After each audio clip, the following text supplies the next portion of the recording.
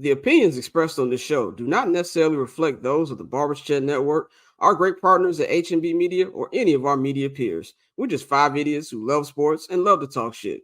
If you're offended easily, then this show isn't for you. And for those who aren't offended easily, sit back, relax, and enjoy the show. Remember, it's only entertainment.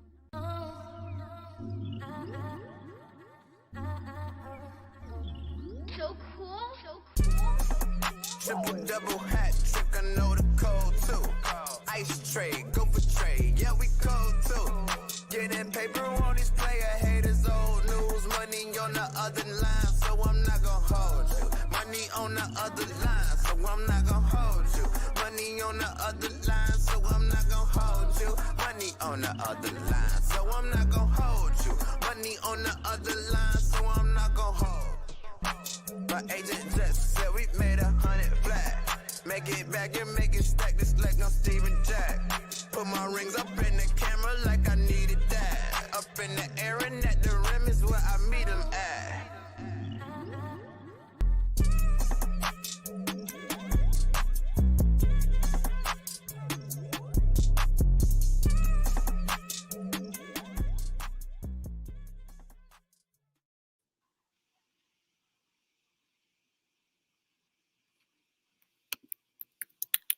I'm always putting the shit on mute to start off. There we go. Ladies and gentlemen, welcome back to a Monday edition of I'm Not Gonna Hold You, man. It is your guy, Scott. You know to follow me on Twitter and Instagram at BarberChatScott.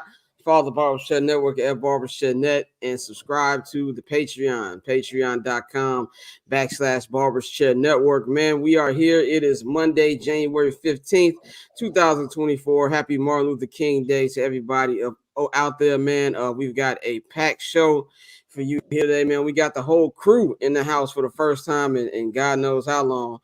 We got Courtney, we got Dante, we got Mikey, and we got Bang. We're gonna let him in a minute.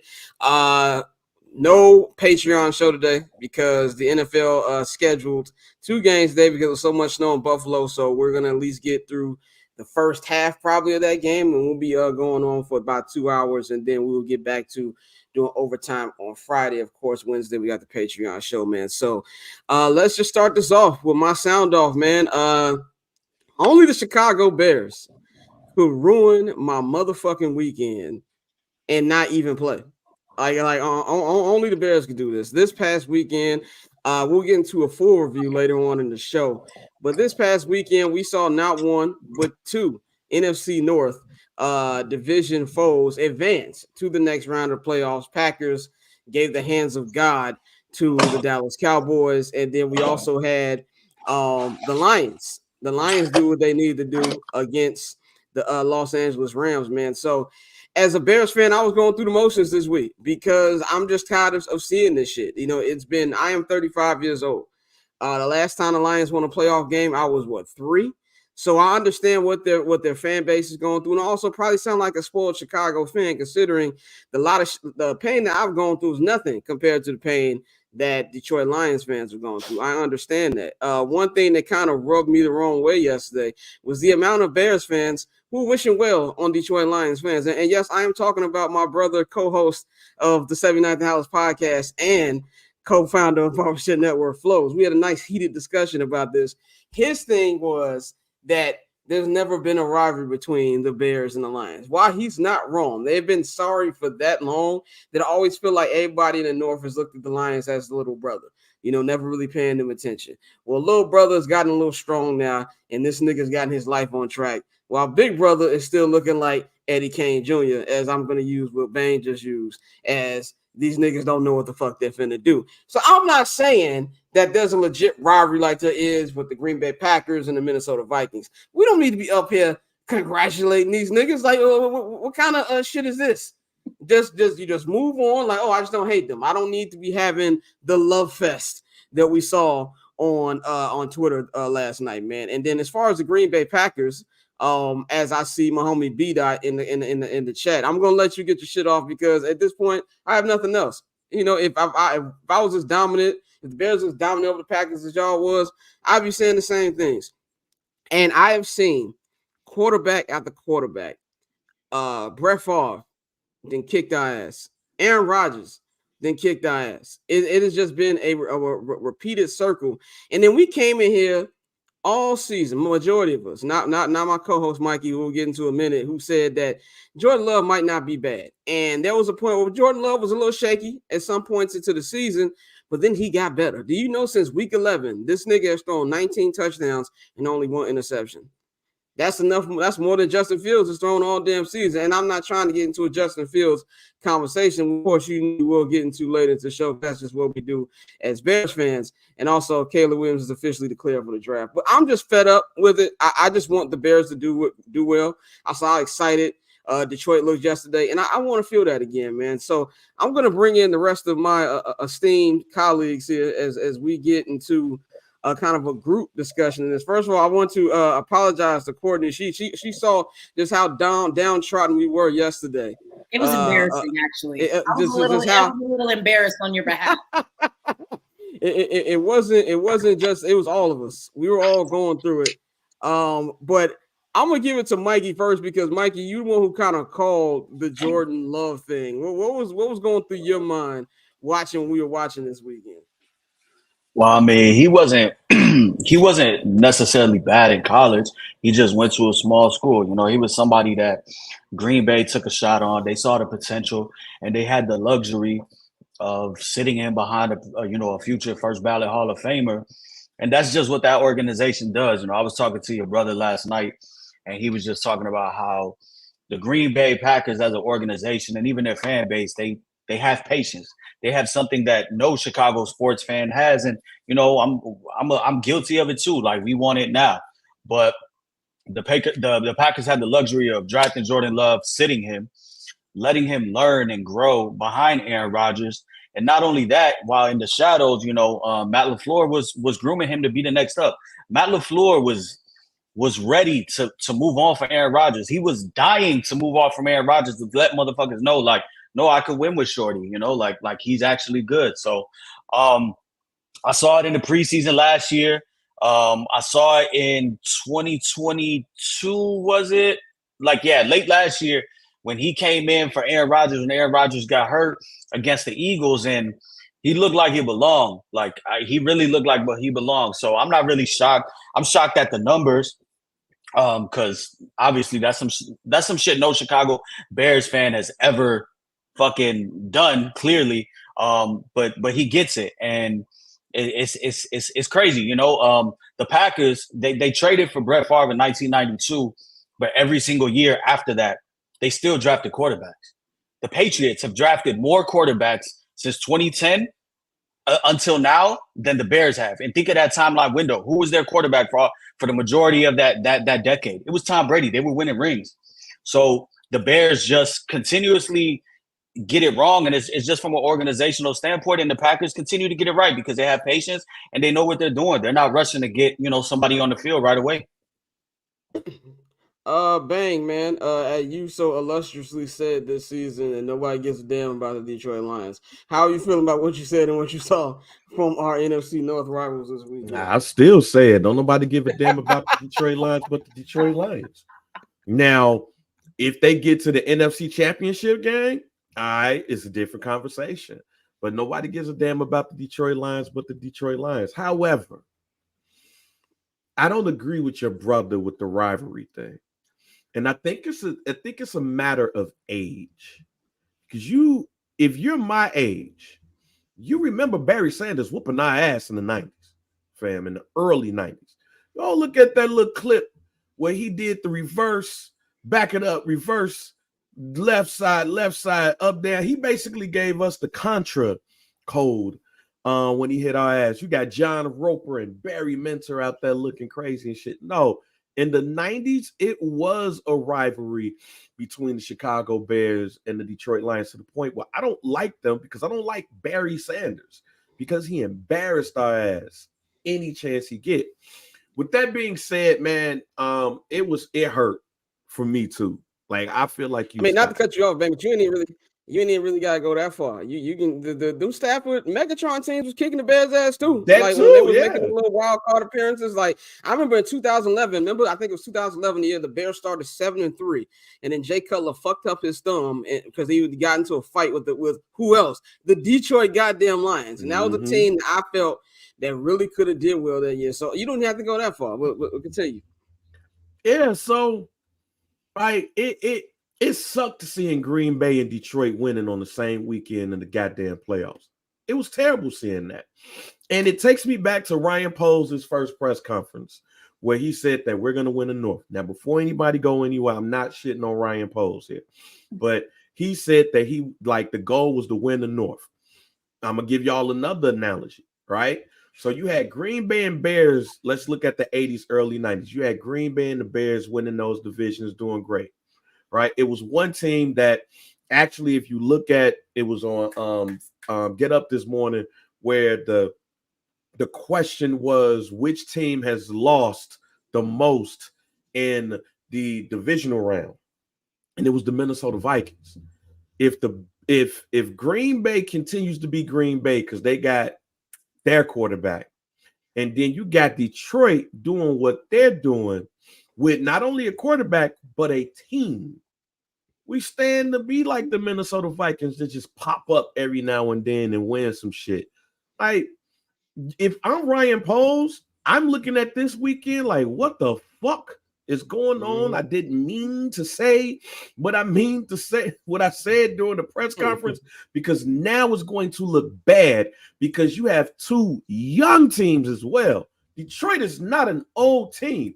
The only chance we got with the Detroit situation is if Ben Johnson is really the person that's moving the needle instead of Dan Campbell. Because when this man is the head coach of like the Washington Commanders or whatever, you would hope to see a drop on the offensive side of the ball. And I don't know if that's going to happen until it happens. Dante, even though you were enjoying your weekend golfing with Stephen A. Smith and Chris Broussard, what do you think about what happened this weekend? I'm the opposite of y'all in the sense that I'm not mad that they did this because it's further proof that the Bears don't know what the fuck they're doing. Like we've seen it time and time again. We've talked about the disjointed front office between whether it be the GM not hiring the head coach or the head coach not hiring the the quarterback. Drafting the quarterback. But with these teams, you've seen them have continuity and have make a firm decision on which way they're going to go, and you've seen the positive results. So I wasn't mad unless I sat there watching it, and then I saw Bears fans saying certain things. It's like, nah, no matter what we do, you're not going to get that until you get the continuity that they have up top, and we simply haven't had that. So right now, when you're doing it the way we're trying to do it, you're trying to catch lightning in a bottle. So I'm not really concerned. I wasn't really one of those things where it's like, oh, this is some bullshit. Because for me, in order for the Bears to get right, they got to keep getting it wrong. So, like, see, Dante, this is why I agree. Dante, this is why I disagree with you, and what you just said made me even more upset. The Detroit Lions ownership has been historically terrible. Mm-hmm. They ain't really had no continuity up there either. They just hired this time. They just hired the right GM and the right coach. We can't get that right, even with probably an ownership that's not worse than them.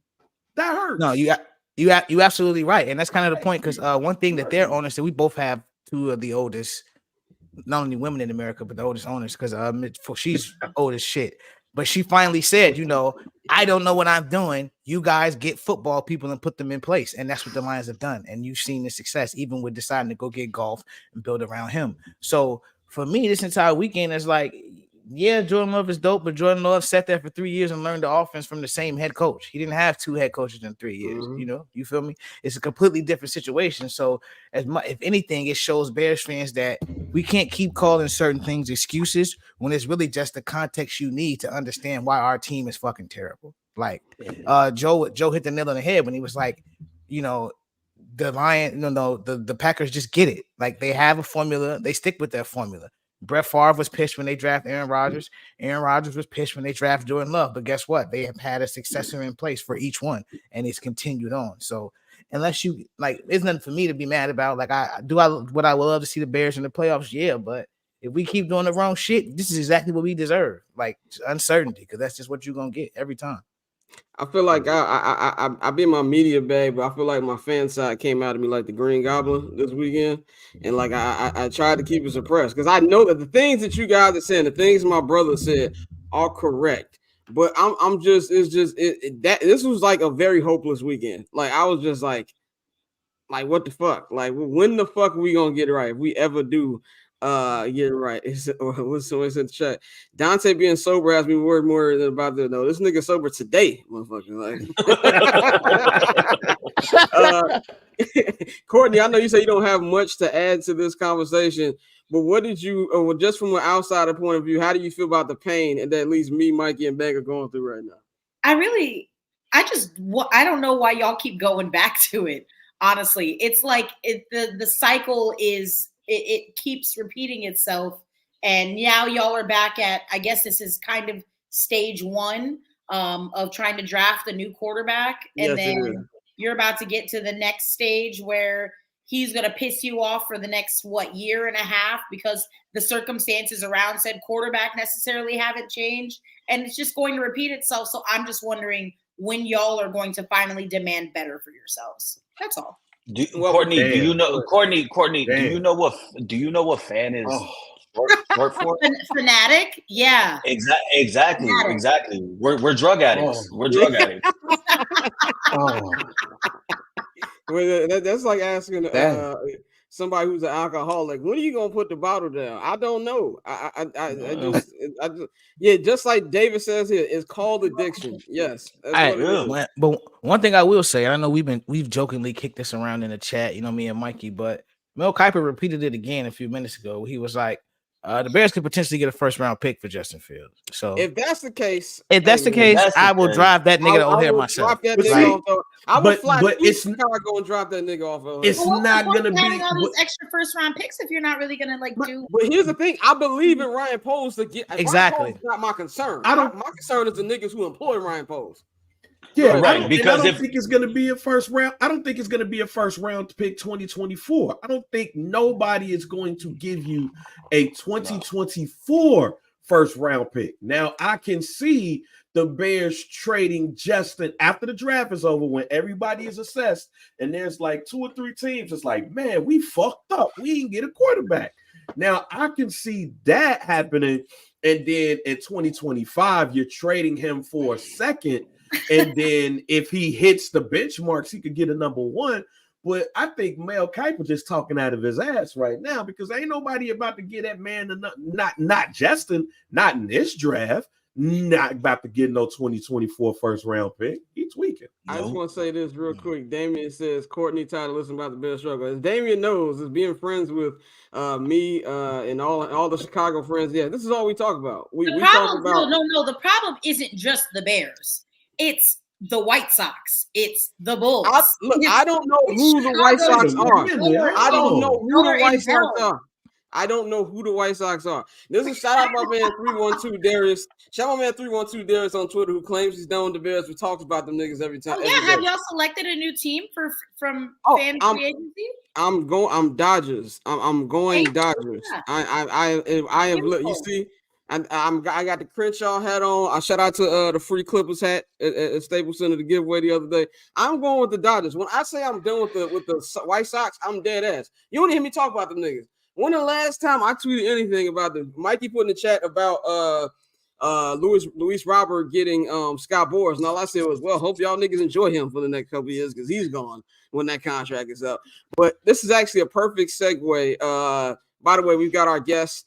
Rita, the NFL Chick, she will be joining us. She is one half of the Gridiron Girls podcast, podcast. She also is on 105.7 The Fan out there in Baltimore. She'll be joining us to talk about Wild Card Weekend. And we're also going to get into a little bit of Baltimore Ravens football as they're going to be getting ready to face either CJ Stroud and the Houston Texans this week, or they will be facing Mike Tomlin and the Pittsburgh Steelers. I say Mike Tomlin and the Pittsburgh Steelers. God, don't respect not one quarterback on them niggas roster. But as we continue about the circle of suck that is Chicago sports, it brings me back to a team that made me a sports fan and also the team that spoiled me and made me think at a young age that winning was easy. I blame the Chicago Bulls because I remember winning at least the last three. I remember the first three. I think anybody who says remember anything before the age of 5 is full of shit. That's just my personal opinion. So I don't remember the first three championships. When they won number 3, I was a couple months away from being 5. I remember the last 3 very vividly. The 1996 NBA Finals is why I'm a sports fan. Anybody who grew up in the 90s, grew up in Chicago in the 90s, if you're at least, I'll say 30 years old, you have memories of, running into these players out here, how the city was like during that time. And I felt when they had the Ring of Honor announcement, came like a month and a half ago, I said, oh, this is trying to get good PR back because your team fucking sucks. And they have fucking sucked.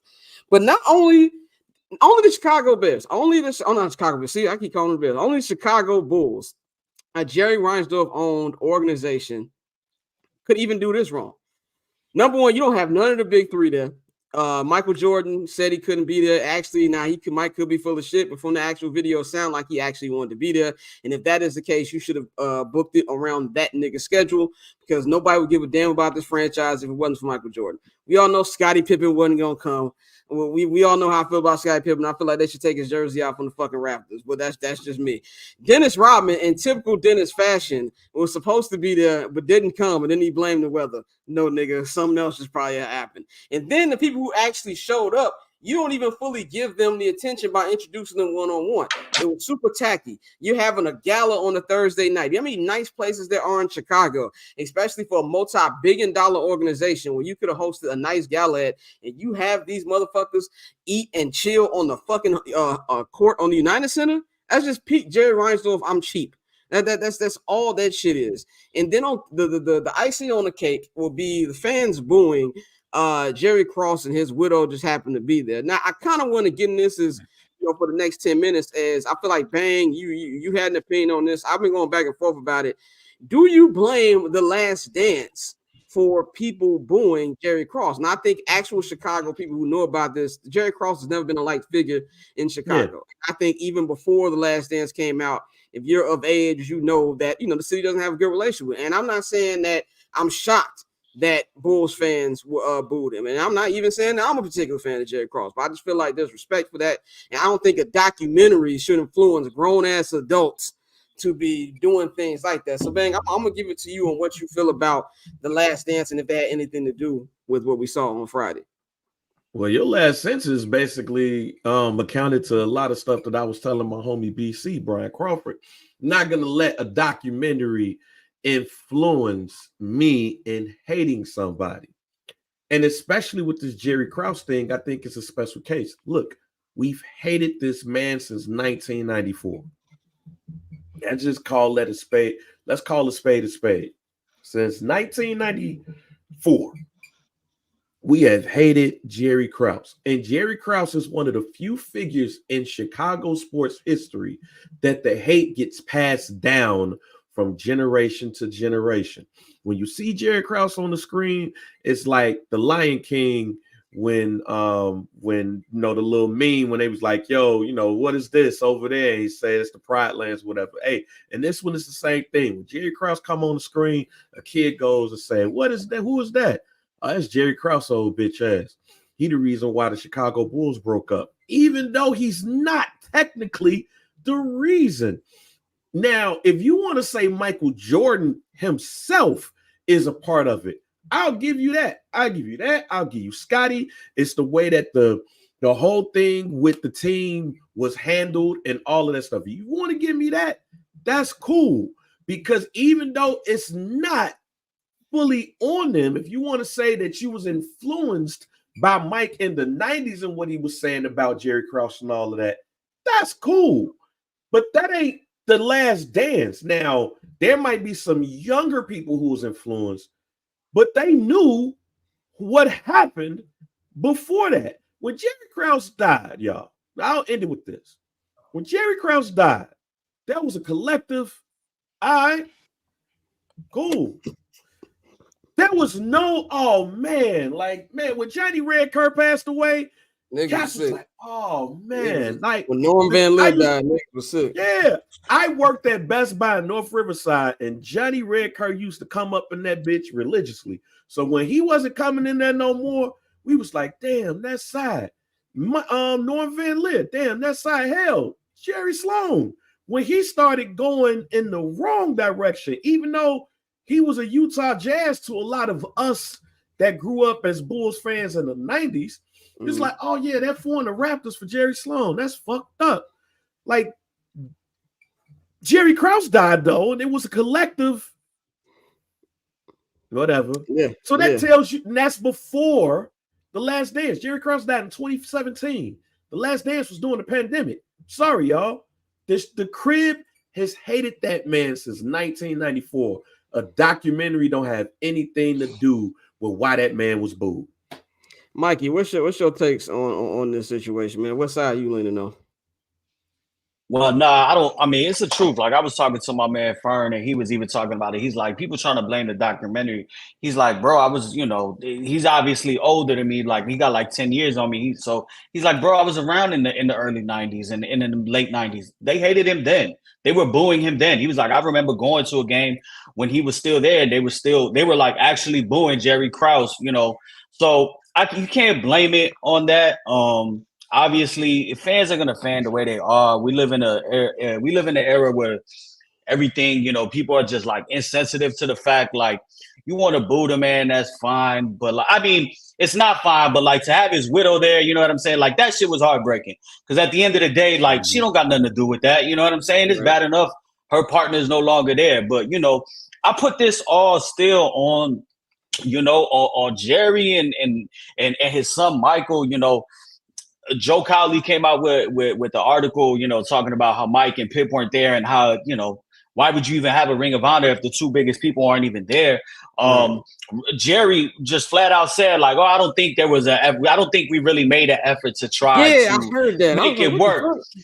And Michael Reinsdorf came out and said, like, well, we just put this together 6 weeks ago, so we get it. People have different schedules and shit, and like, that's just poorly timed. Like, you could have told all the people that you wanted to honor in 2023, hey, we're gonna do this in 2024, or the start of the 2025 season, the home opener of next season, of the 2024-2025 season, we're gonna do our Ring of Honor. You could have gave people enough time, but there was no concessions made.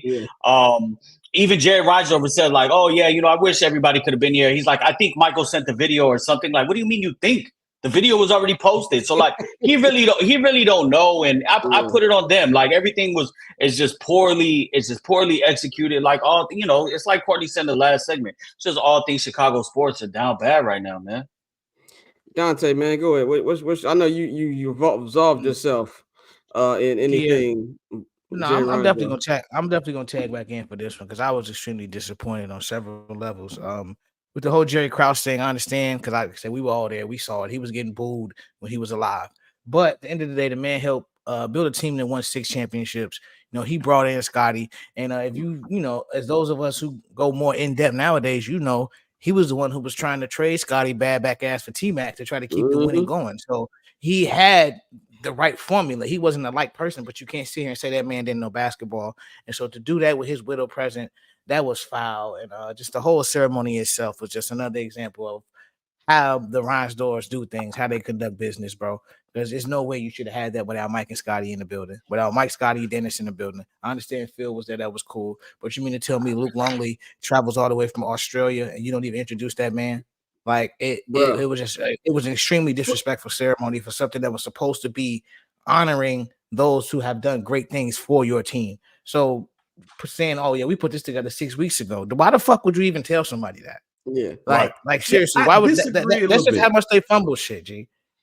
I disagree a little bit. All right. I mean, do Jerry Reinsdorf contain some blame? Michael Reinsdorf and whoever put this shit together contain some blame? Yes, they do. But at the end of the day, and I'm about to say some shit that might be uncomfortable to some people, let's look at the people who booed. Mm-hmm. What were they?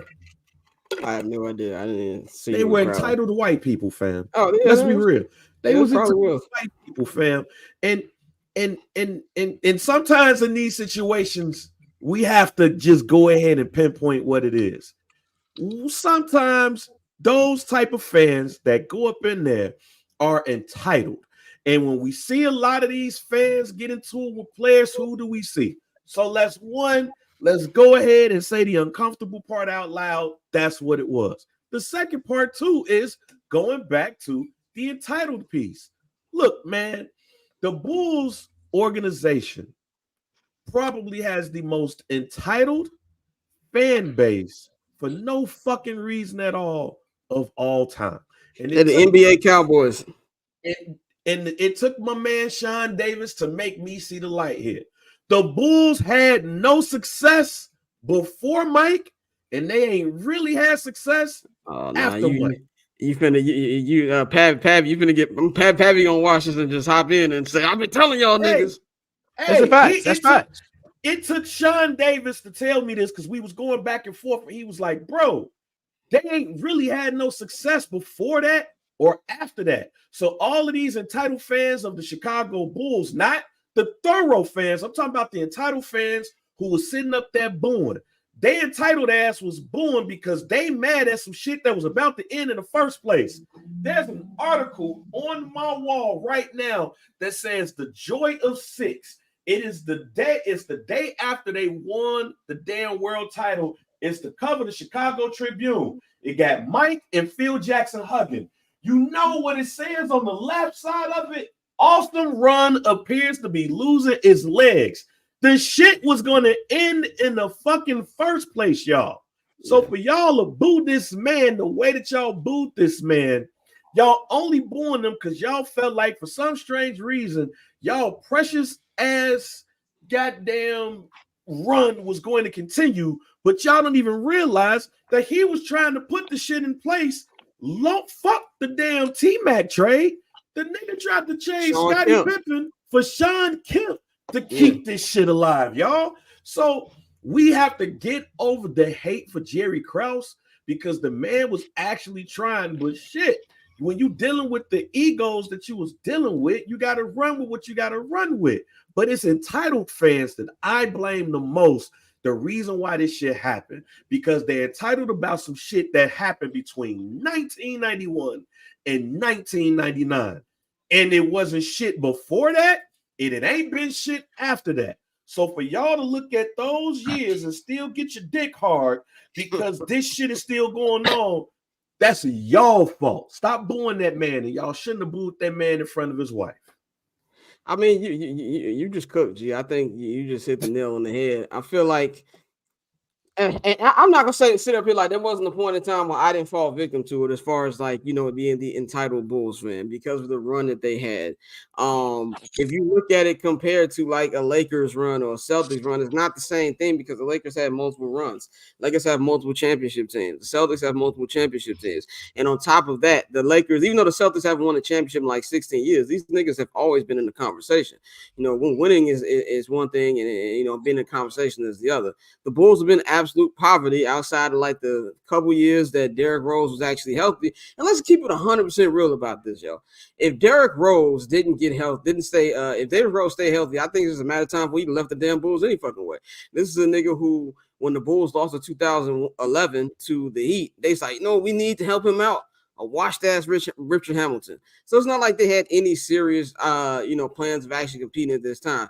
The Bulls are basically like Cowboy fans, big fan base that's supportive and keeps thinking about the fucking 90s. It is not the 90s. It's in June. It will have been 26 years since the last time the Chicago Bulls won an NBA championship. It'll be 13 years since the last time the Bulls even made an Eastern Conference final. 9 since they even won a goddamn playoff series.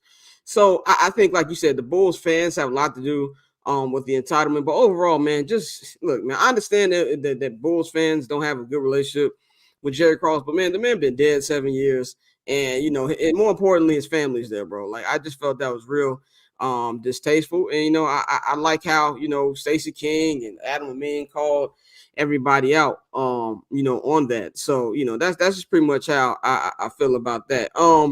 As we wait for our guests, we have our guests coming up in a minute. What's just kind of like some, as we get into the wild card a little bit, what's some thoughts that you guys had from this weekend? I'll go with you, Courtney. As far as what kind of Just thoughts? like what things that stood out to you from this weekend. Are we going to get into the big one? The big one that's about I 20 mean, minutes away from me here in Dallas, or yeah. I mean, we oh can get yeah, into it no, now. the Cowboys are exactly who we thought they were. I don't know why anyone at any point was confused. It's business as usual over there in Arlington. I'm so shocked that anyone thought it was going to be different, honestly. And I'm really thinking about Dan today. Wherever Dan is, cousin Dan, I hope you're having a fantastic afternoon. I'm not even gonna text Dan because he's gonna tell, what about your damn Bears, nigga? Yeah, so I mean, I kind of feel like I couldn't even get off on the Cowboys like slander because of who them niggas lost to. You know what I'm saying? Like y'all niggas had one job. Like y'all had one fucking job to get it right. And I just feel like at this particular time, it's just you gotta break them niggas up. And like it's just like I don't know how much more we can look at as what has been happening and think that this is just a crew that's gonna keep moving. This is not. I got a question for y'all. Go ahead. I got a question for y'all because Dan Orlovsky been talking about it on every TV show he's been on today, and I actually agree with him. Do y'all think it's time to blow up Dallas Cowboys? Mm-hmm.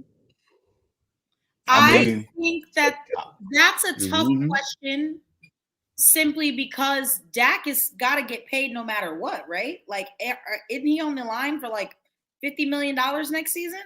It's like a $60 million cap. Yeah, absolutely not. Hit, that's they not. said. I don't think that's. And again, y'all know that I'm not like a Dak Prescott fan, enthusiast, whatever you want to call it. I'm not on the Dak train, but I do think something's got to change, and I don't think that change starts with Dak.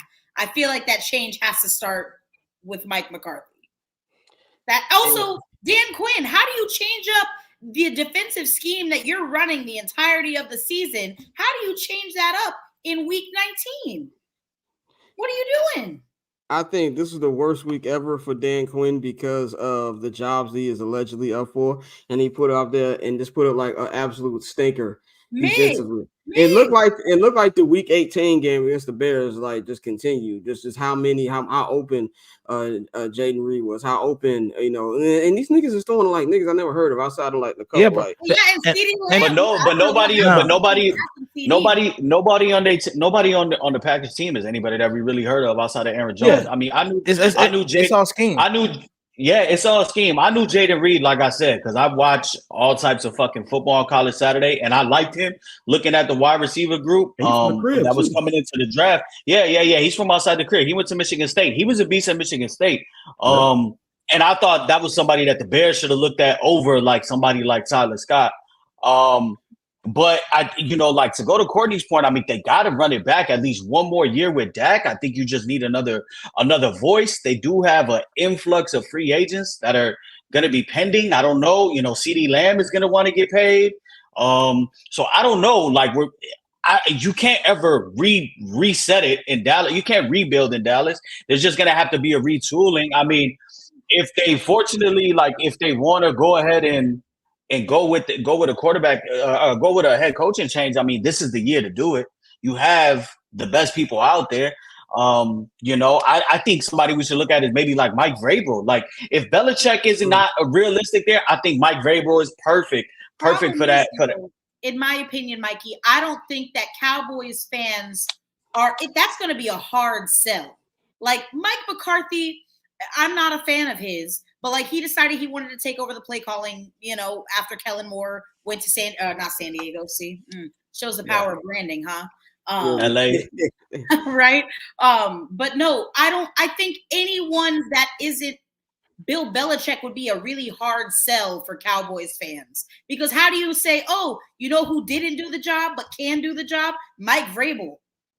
What did he do in Tennessee?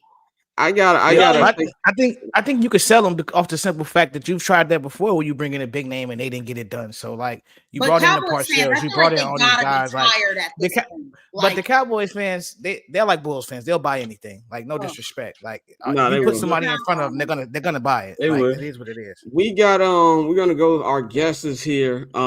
We've got Rita the NFL Chick. You can follow her on Twitter at the NFL Chick. She is one half of the Gridiron Gals podcast, also hosts the Winning Drive podcast, and is also on 105.7 The Fan out there in Baltimore. Thank you for joining us, G. How you feeling? Thank y'all so much for having me. I'm ready for these 4:30/8:15 games that's getting ready to come up today. Yeah, great scheduling by the NFL, putting this on in the middle of a Monday. It's a holiday, right?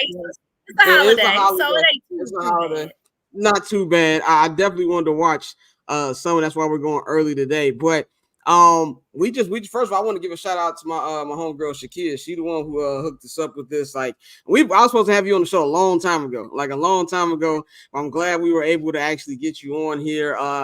We're going to talk about your Ravens in a minute, but as you were joining, we were having a little bit of discussion about the Dallas Cowboys. And I said that usually I like laughing at the Cowboys, but this week they lost a team I hate more than anything on this earth, and that is the Green Bay Packers. What do you feel about what we saw this weekend from the Dallas Cowboys, and where do they go from here?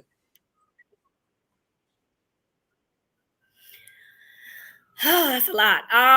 So I mean, what we saw was what we already know about the Dallas Cowboys, which is they're a team that, can do some things in the regular season, but when the lights really get bright, they look like a deer in headlights, right? And so while I thought that this was a matchup problem for them, because they do know how to run the ball, and I thought that Jordan Love had been playing well as of late. I didn't see that.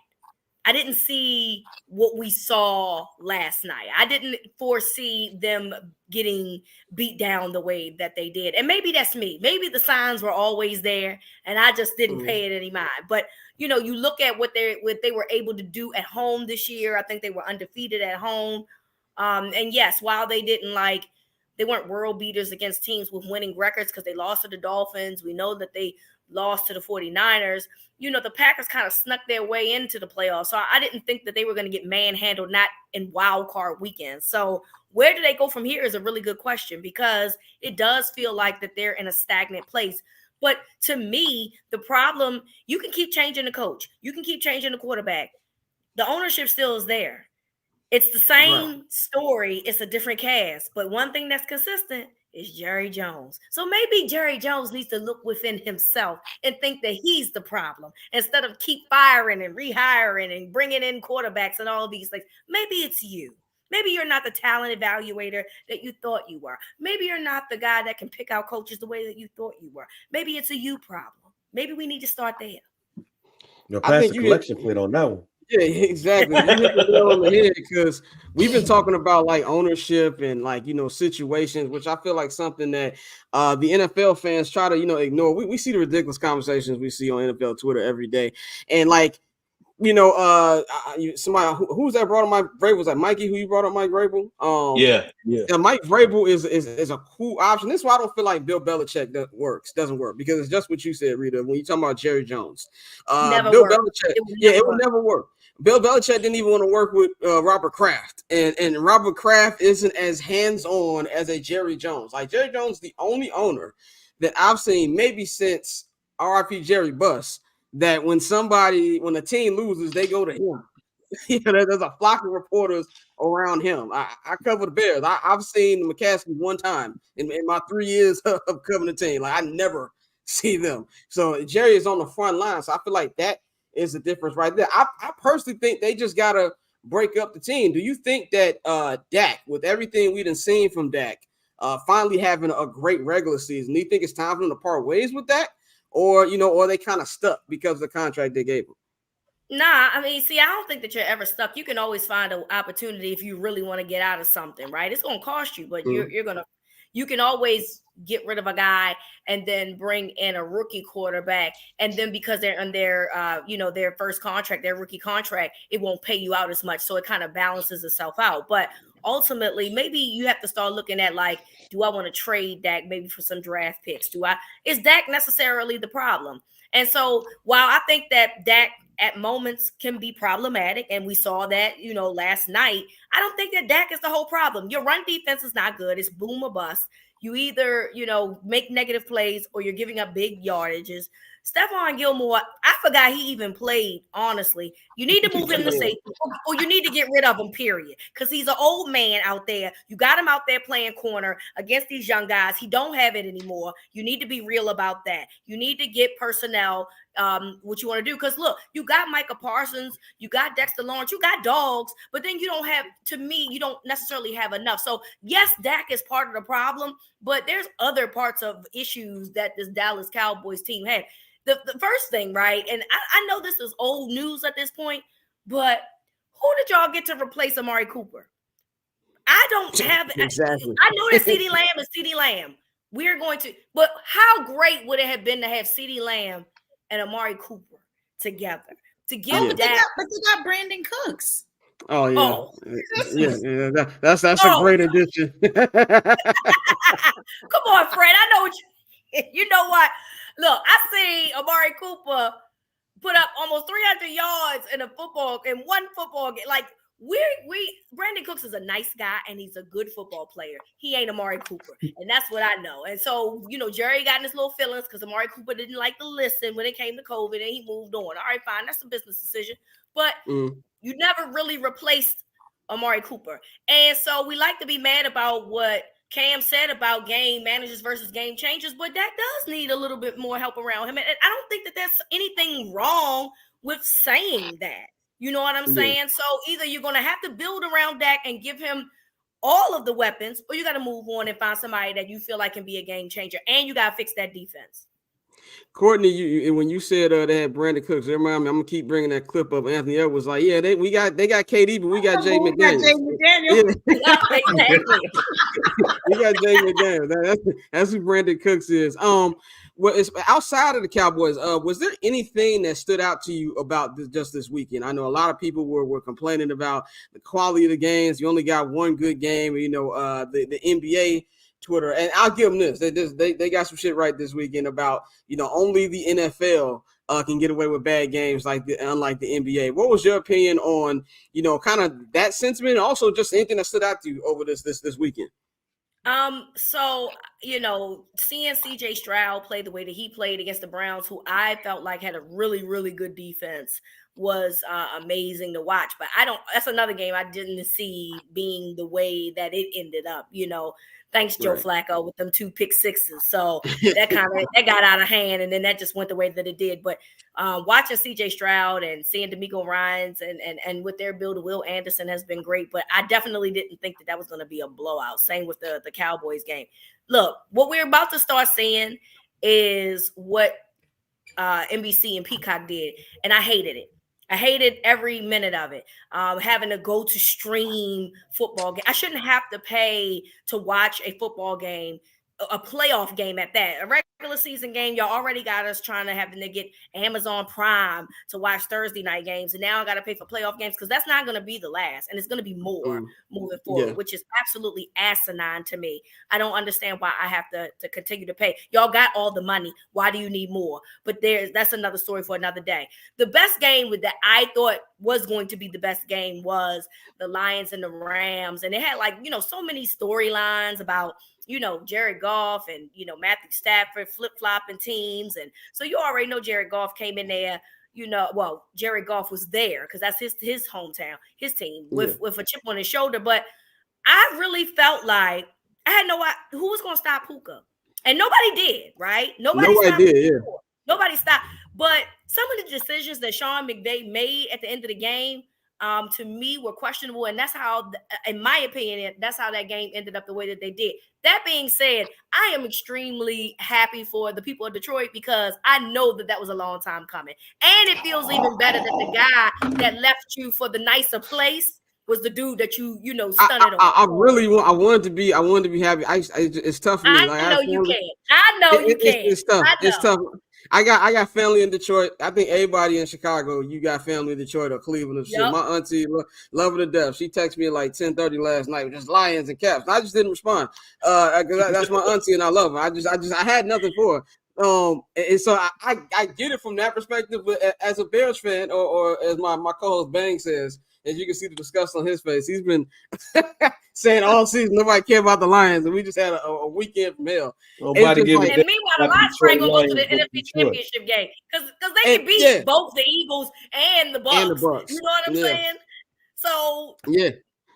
That's the tough part, and I feel like to kind of circle back on the point you just had, which is a great segue into what I want to talk about next. We're talking about sports and streaming, and this I know you said it's going to be another company. I know I have it on good authority that Amazon Prime Video is up on deck for next year, and I think it doesn't help with the stat that they put out this week. Now we don't know if it's a company made stat because.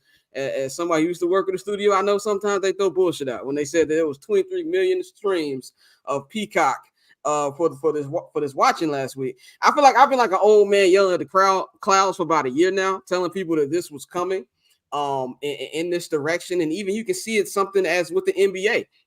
If you go to HBO Max right now, and you will see the Martin Luther King games, you can stream them right now on Max. It's just a matter of time before you either HBO Max or I think what's coming is the Apple TV presents the in-season tournament. Actually, the HBO Max thing, that's beta right now. Yeah. So I think it's March or April. They're around playoff time. Around playoff time, and that's going to be added into your HBO Max subscription. So you're gonna have to pay more for sports. That's crazy. I am never trying to pay to see the Chicago Bulls, so I will be canceled. Well, guess what? You ain't got to worry about them. They not been in the playoffs, nigga. So you ain't got to worry about that. They're gonna be done. They're gonna be done first week of April, first week whatever the play-in starts. We ain't got to worry about that shit at all.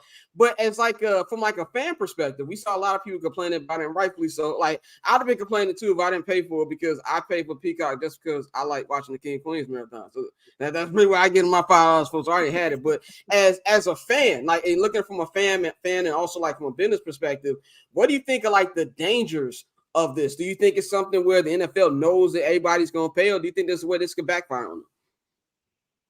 I don't see how I don't see how this does back. And if they does backfire, they're not going to care. Look at the way that they look at how they tote these refs out here. It backfires on them regularly. We talk about the refs on a regular basis, and nothing has happened to change anything. Nothing.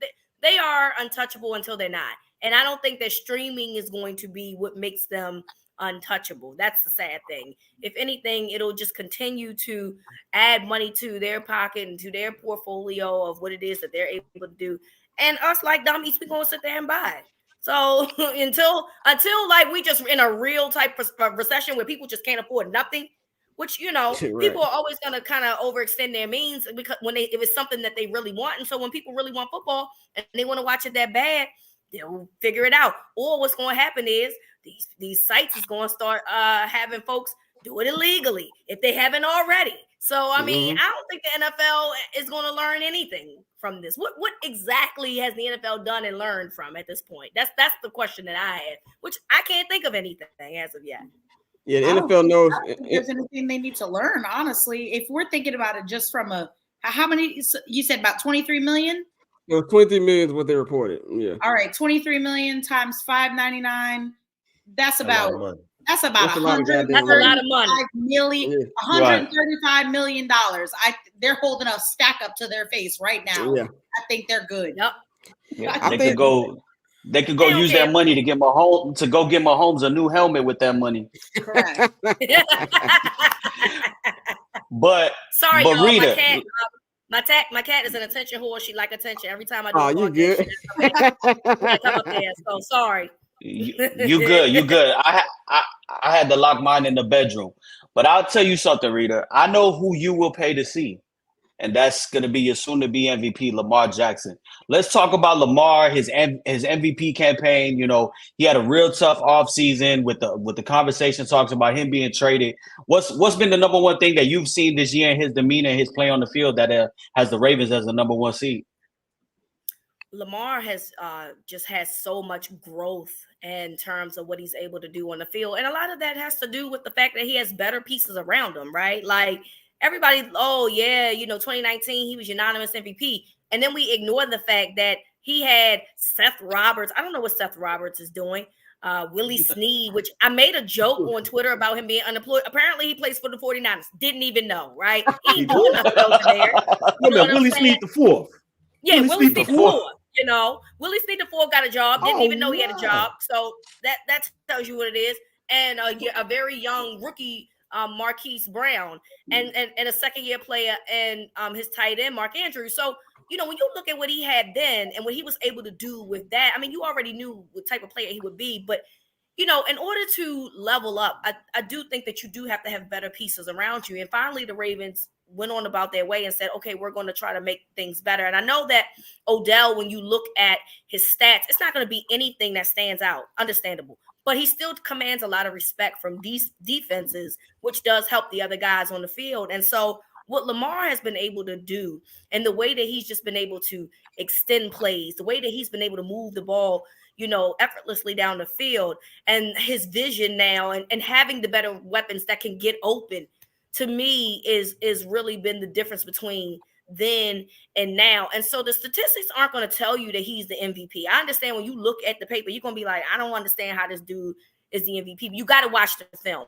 It's about the film, because the touchdowns that he would get in the past, the rushing touchdowns, he's now giving it to his other guys, Gus Edwards and Keaton Mitchell, that's not there now, Justice Hill. Those guys have been doing the running in the end zone for him. He's not doing that anymore. So I think that the biggest thing for him is he's preserved his body. He's not running and running and running. He's literally trying to make running his last available thing in order to move the chains. And because of that, it is absolutely helping his team win, but the statistics aren't saying that it's MVP worthy. So, I mean, when you beat 10 teams with 5 that were above 500, and that's something that's never been done, that's nice to sit here and say that the defense is doing this and da-da-da-da, but we all know, the defense, any defense, has too many rules against them. The league just doesn't work like that no more. You need somebody on offense that can move you down the field. Lamar's just been really, really good with that this year. I'll say this as somebody who I have been wrongfully accused on this network. I'm just gonna get this out here before my co-host. It ain't wrongfully accused. Wrongfully accused. There's been a running joke on this network for the 6 years that we've been in business that I do not like black quarterbacks, which is ridiculous because I'm a black man and my quarterback is black. No matter the truth shall set you free, brother. The truth shall set you free, brother. That one. White people say they love black people. They only love the black people that they like. They don't like all of us. You like your black quarterback, not all black quarterbacks, man. What do you mean? But then when I say Patrick Mahomes is my favorite quarterback in the league, they're like, he ain't all black. Like, see, this is the type of thing that I have to deal with. But for me, with my criticism now, I would say about Lamar, just from a throwing perspective, the last couple years, I do think it was a little bit of the scheme, and he did not have the best receivers. As I don't call him Hollywood Brown. I call him Rancho Cucamonga Brown. He doesn't deserve to be named Hollywood Brown. And that's no disrespect to the people of Rancho Cucamonga, but there's a difference. And I feel like there was some things that were also to blame with the coaching. I feel a little bit about Justin Fields sometimes, where I feel like sometimes there was little traits that he would have that would, put him in the wrong situations, have turnovers, and maybe the forced throws, and maybe in situations they lost where they were number 1 seed and they lost to the Tennessee Titans, that I feel like I want to see more. This year, it completely shut up any type of criticism I had. I think that even what you said with looking at how he goes runnings last now, and the throwing touchdowns might not blow you up. It's not like something where he's throwing a Josh Allen amount of touchdowns, but he also not throwing Josh Allen interceptions. So I think that balances it out. So do you think that any of the criticisms, whether it's from me or other people who go even worse to call him a running back, do you think that any of those criticisms were valid? The running back criticism was a little egregious, right? Like, I watched Lamar Jackson since he played literally his first snap at Louisville. And I'll never forget, it was against Auburn, I believe. It was a SEC team. And so the kid has always had talent. He's always been in a pro-style offense. Yes, has he been, athletic and he's run probably a little too soon? We can say that. But also at Louisville, I can't remember any of the wide receivers that he had that went to the NFL either. You know, it was a lot like Cam when he was at Auburn. Like, I don't know. I don't think any of Cam's offensive players. I can't name one receiver from Cam from Auburn. Not one. I can't. Can you? Because so Lamar won a Heisman. I don't know how, because I mean I do, but it's like, well, who was he throwing to? You know what I'm saying? Like, we don't have a clue. All we know is Jair Alexander was his teammate, who literally was on the other side of the ball. Like, we don't like. I don't even know how this was possible, right? And yet, you know, they were able to do things like what they did to Florida State and all that other stuff, and played that one of the best games I had ever seen when they played against Clemson that year. This is who he's always been, but he's just a kid that needed to be polished. You know what I'm saying? And look, Josh Allen is a good example of this, how sometimes you can get put in a situation where you have the talent. It's a little raw, but coaches can kind of help you get to a point where it's not dangerous, which even though it is still dangerous with Josh Allen, for the most part, it's effective for him. But that's the same thing for Lamar, right? Like, he's always had raw talent. He's always had it there. He's always been able to process, you know, defenses. He's always played in a pro-style offense. But he's in a position now where he's being coached very well, and he's been put in an offensive scheme that's relative to where he is now at the point of his life. Because where he was in 2019 and what Greg Roman was doing was cool. It worked out. He was only a second-year player. You can't do that forever. And that's why Greg Roman goes around the way that he does. So I think that, you know, the growth in his coaching, the growth in the guys that he throws to, and the growth within himself is what got him here now. So, yes, I think that it was the criticism. To answer your original question, it was warranted, but the running back thing was a little too far. Y'all was doing too much. I would say I never called him a running back, even though my esteemed co-host Dante called me Bill Polian multiple times on the show. I'm gonna shoot it to Courtney for the next one. Yeah. So, Rita, I hate to trigger you a little bit here, but in lieu of this, in light, I should say, of this Bills Steelers game, you got to be maybe, I don't know if maybe scared is the right word, but maybe like triggered a little bit at the possibility of the Ravens maybe having to play the Steelers for a third time this season. Now, I know there were extenuating circumstances. That Week 5 loss was a little crazy. Lots of very catchable balls that were not caught. That Justice Hill fumble comes to mind when I think of the reasons why the Ravens didn't win that game by 2 or more touchdowns. And then, of course, Snoop Huntley played in Week 18. Who, if, you know, the Steelers were to somehow pull this off against the Bills, which I don't think that they will, but if they were to somehow pull this off and the Ravens did have to play, you know, the Steelers, which team for you moves the needle and scares you a little bit more as an opponent? Between the Steelers and the Texans, and who the Steelers and the Texans, yeah. So first of all, I want to go back to your first point, because yes, there was 3 touchdowns that was dropped in that game. Yes. Like, the Steelers ain't. I lost so much money that day. Didn't we all? Okay, didn't we all? And I don't want to talk about it. Look, the Ravens? Yes. Did they get swept by the Steelers this year? Yes. Obviously, they didn't play Week 18, and then, you know, they shot themselves in the foot in the first outing. I think both of them are favorable matchups. And, you know, I say that because I think that the Texans' pass defense is a little suspect. You know, we did play them Week 1, but they're a completely different team than what the Ravens saw, who they are now. But also the Ravens are a completely different team. They didn't have their left tackle. They didn't have Mark Andrews, which, I mean, they might not have Mark Andrews again, but Isaiah Likely has been a guy that has definitely stepped up in lieu of Mark Andrews' injury. So there's a lot of missing. I think Marlon Humphrey didn't play in that first game. So I really want it to be the Steelers. I know it's not going to be, but neither team scares or concerns me. And I say that because the Ravens literally went through a gauntlet. When you look at their schedule and who they had to play and where they were at the time that they played them, I mean, they passed every test. So I can't sit here and say anybody is concerning, because they've had concerning games all year and they've passed them, right? But I want it to be the Steelers so badly, because this time will not be the same. And it will be a nasty, nasty day. They're going to get their asses handed all the way to them, all the way to Cabo. And I need, if there's football, since we didn't have two huge, I don't know if you consider an upset for the Texans game, right? Because some people did have the Texans. I thought that the Browns were good enough, but they weren't. You got some upsets that happened this weekend, right? If we can get one more, and it could be the Steelers against the Bills, please let this happen, because I need this to happen so the Ravens can drag them to hell. I love the division beef. That's how I love it. I love that's the when I think of Ravens and Steelers, I think of CTE. That like I remember the 2008 AFC Championship game. Like that's the type of shit that I remember when I think about that. Like that to me is one of the best rivalries. Like if I had a chance, I always say I want 2 wins a year. And granted, I haven't got any of these 2 wins in God knows how fucking long. It's against the Green Bay Packers. Yep. Like that. So I understand when God does take me from this earth.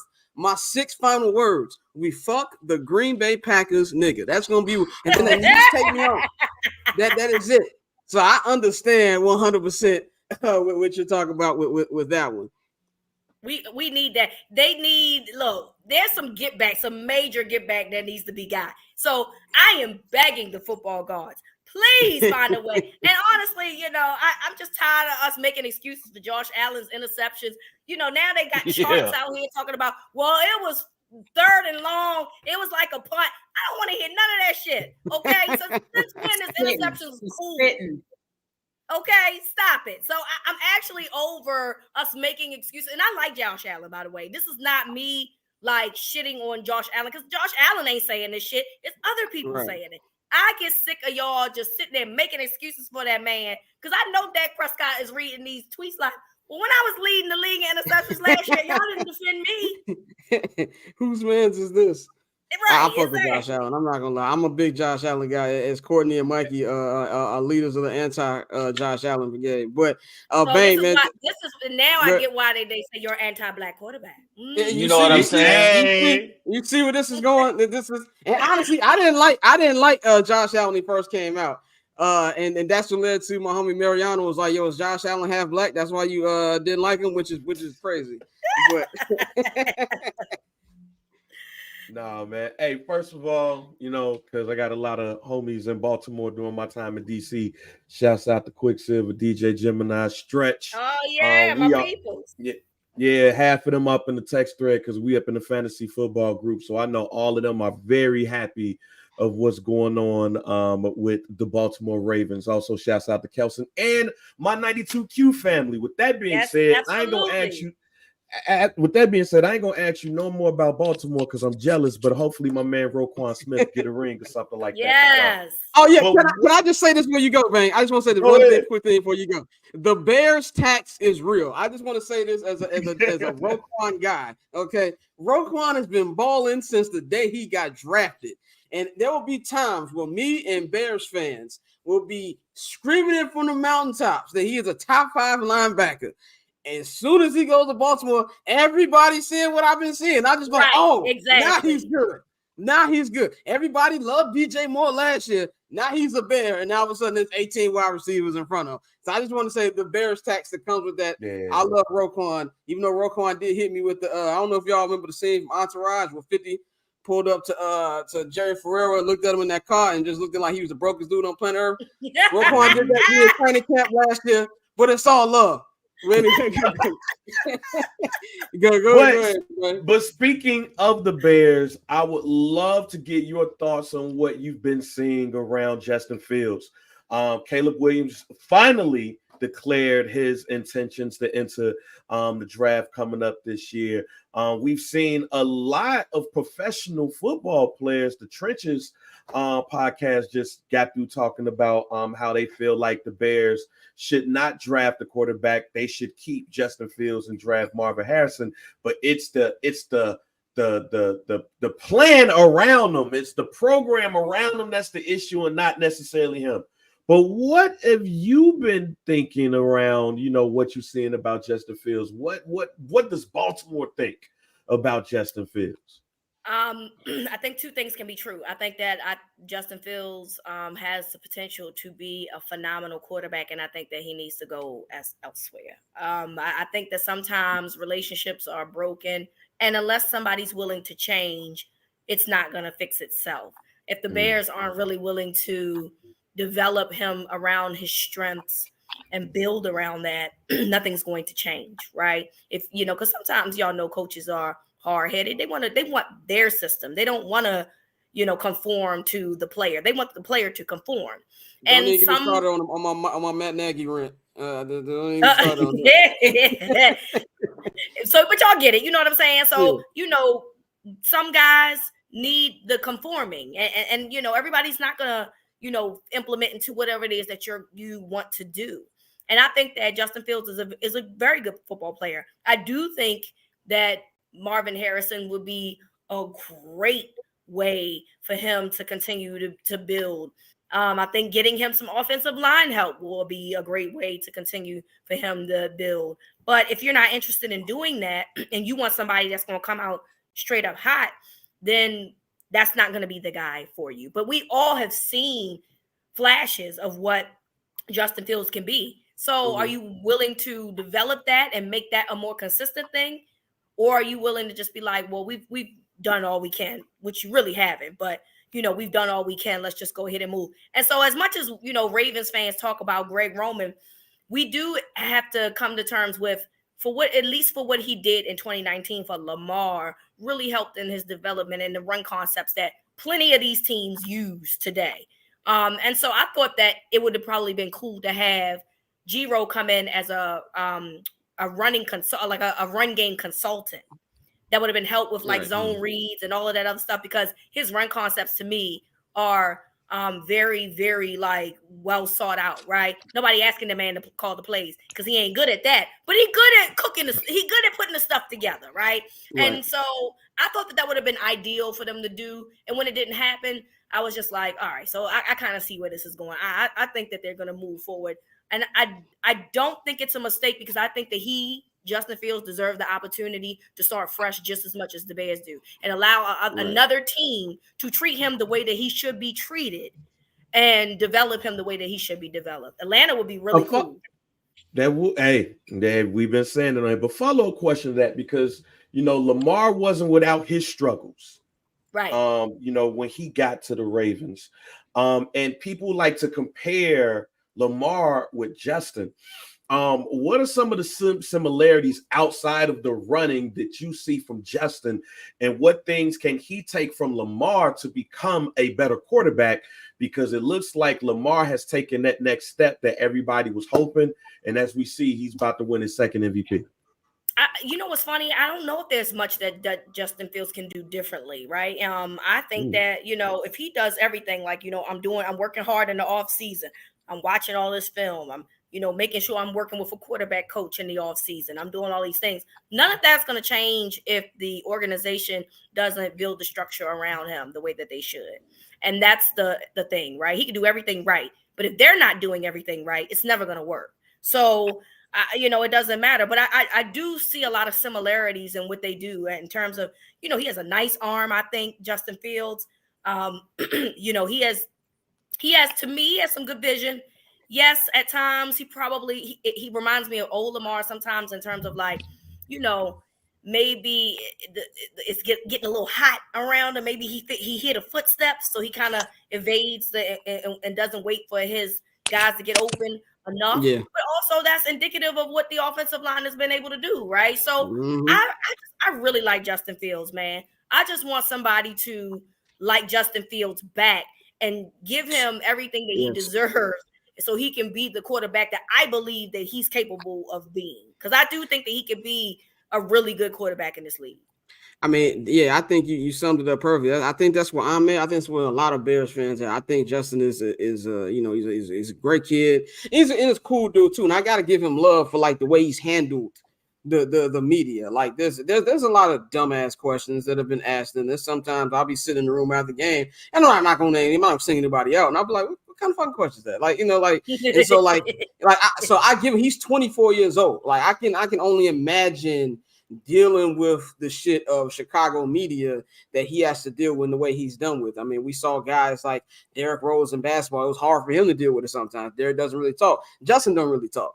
So I give him credit for that, but I do hope that, I personally, I switch every week. So if you ask me, I think they're going with Caleb Williams. But last week I thought this Justin. I'm pretty sure we're going to be doing this back and forth the next couple months, boy. Hey, real quick, though. You say one last follow-up before we get you out of here? Yeah, one last follow-up, because it just came to me talking about Caleb, and it comes to mind that Caleb might not be from Baltimore, but he's from the area. He's from the district. He went to Gonzaga Prep. So what are your thoughts on Caleb Williams and the possible fit with the Chicago Bears?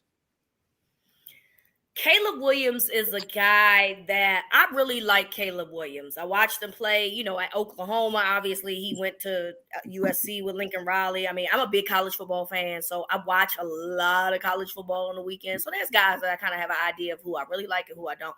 And so I think from a talent perspective, Caleb Williams is absolutely what it is that you are looking for. And so I think that what the Bears might be thinking is that, okay, well, we think that Justin Fields is fine, but this dude can just do just a little bit more with less.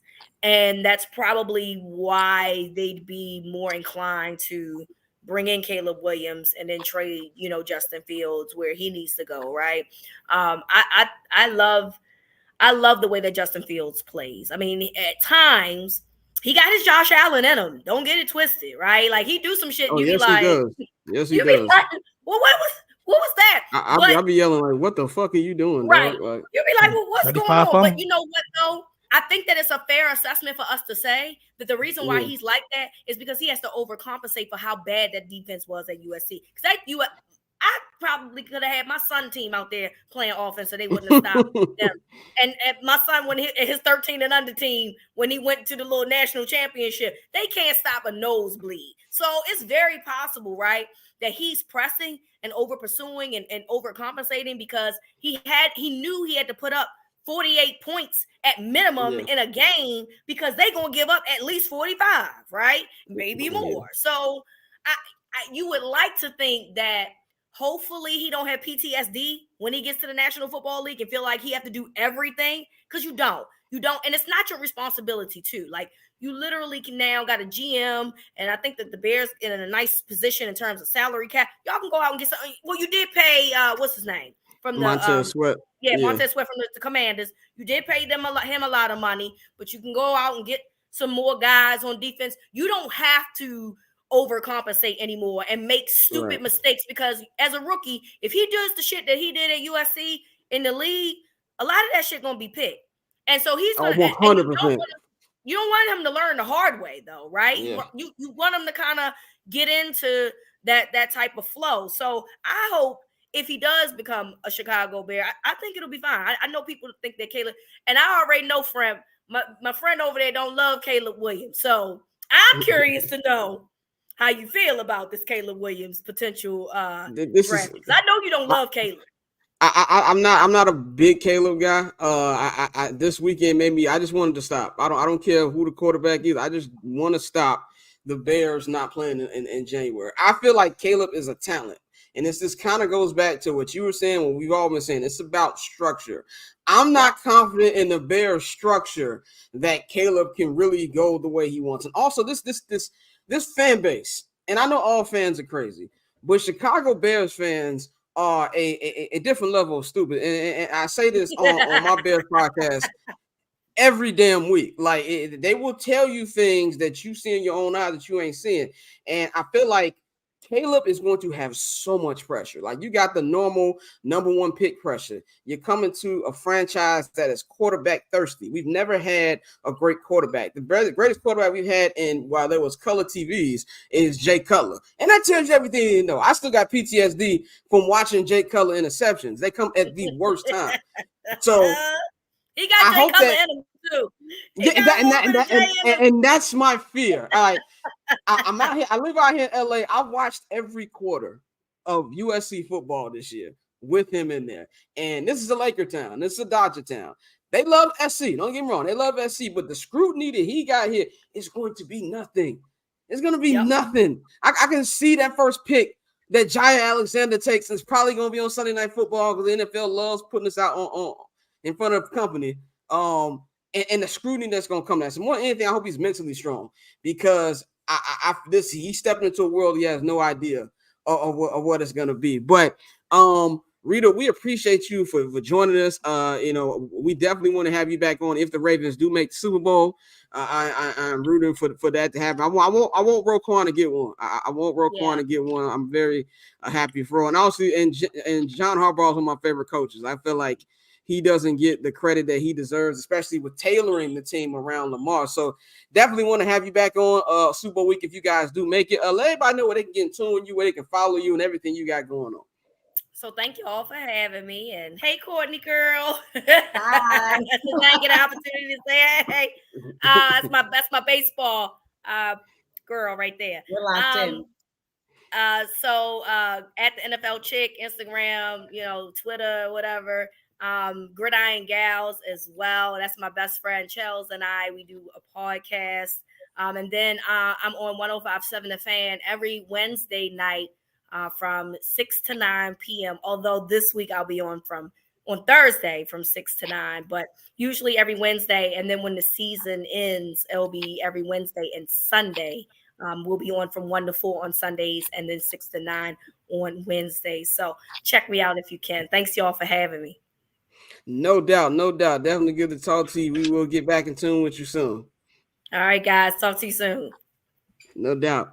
We're going to move into our next conversation. I think it's kind of like we've been talking about just a minute ago with, QBs. I want to talk about the, kind of like the franchise QB conundrum just in the NFL. My guy, Jason Goff of, NBC Sports Today, he tweeted something last night that really had me want to talk about this conversation. I think a lot of it has to go into the Justin Fields, Caleb Williams conversation, but just on a broader perspective, what we saw from Dak Prescott this weekend. We saw from Tua this weekend of how many quarterbacks are the guys. I just want to read what Jason said last night. He said 4 teams have the dude in quotations. The rest of y'all are fooling yourselves.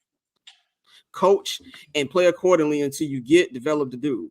He also put first time I heard the rookie deal theory for the quarterbacks was when Russell Wilson was coming of age. And as soon as Marshawn and Legion and Boom was disbanded due to cost and locker room philosophy shift, what happened? It's okay to admit that you don't have what you thought. And I feel like a lot of teams, to me, this is kind of like even with the 3-point conversation in the NBA, where you shoot all these amount of 3-pointers, but you don't really have the personnel to be doing that.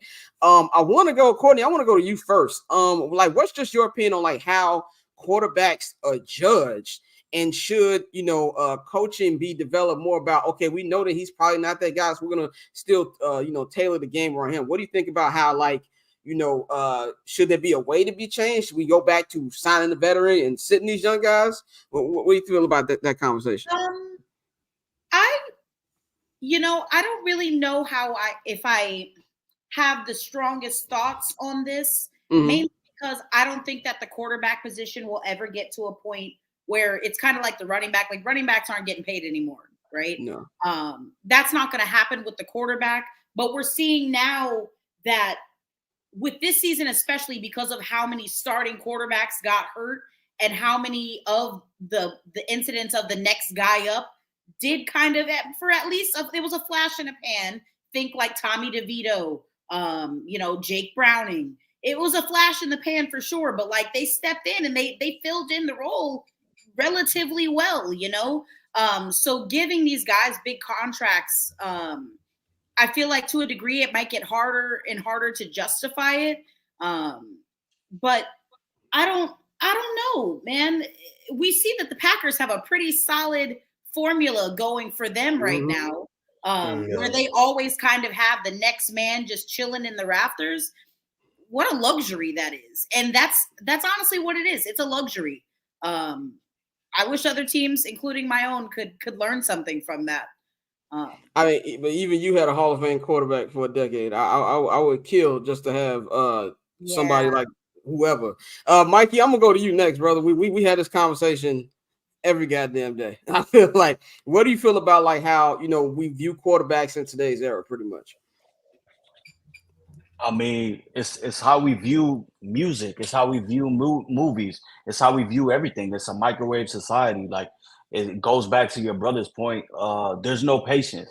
And now like we're seeing it with the franchise that we follow, the Chicago Bears. They want to one of the main points of them moving on too is what is everybody saying? The resetting the rookie contract. It's become a financial thing.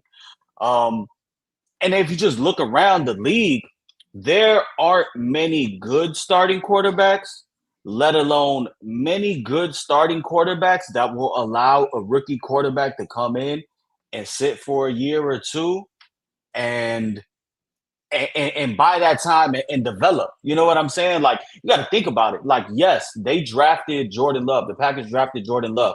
They had Aaron Rodgers. What the fuck did Aaron Rodgers do that year? After that same year they drafted Jordan Love, he went and won a fucking MVP. You know what I'm saying? So like it was okay. Like, well, we got Aaron Rodgers, so we just got to sit. We just got to sit him. You know, we just got to sit him and let him keep going. So there's not a many. Look around the league.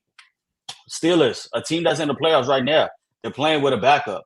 The Browns, we're playing with a backup. Like there's no room. There's no room to allow a quarterback to grow. So I just think we're going to continue to be in this microwave era, especially, you know, as the salary cap goes up and these contracts go up. You know, who's the next quarterback that's up for a big contract? You know, who's the next big one? Is it Tua? Is it Tua? And that Tua. one, it's Tua. And if you look at it, they have, you know, I'm down here in Miami. They have a real tough decision. They might just pick up the 5th-year option and then and delay it. You know, like they might not be all the way sold on them. So it's just real. It's just the times that we live in right now. Fans are fickle. Owners are fickle. They want the bang for their buck ASAP. They see CJ Stroud. They see Joe Burrow, and they think that shit happens all the time, but they don't realize like the last time that shit happened was like 13, 14 with Russell Wilson. That was almost 10 years ago. Yeah. So it's tough. It's tough. And it's tough for us fans because we see it on Twitter and we see how anxious the fan base are, how everybody's arguing with each other and everybody thinks they know the way. And there's no clear-cut way on how to go about, you know, developing a quarterback.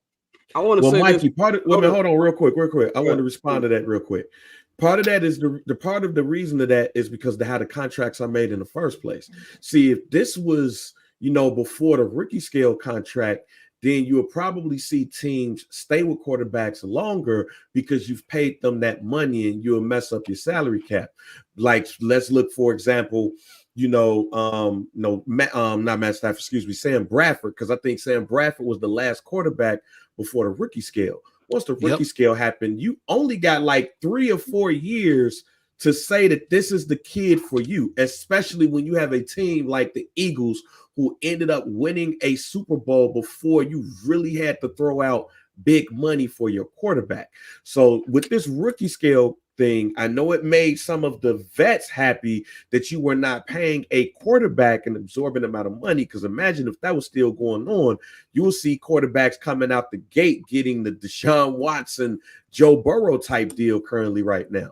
But because you can take time to make the money, that means you can get rid of them before you have to pay them, instead of paying them and have to be stuck with them like some teams have been. So for a situation like the Bears or whatever like that, or some other quarterbacks that are on that like Tua that you're debating on whether you pay them or not.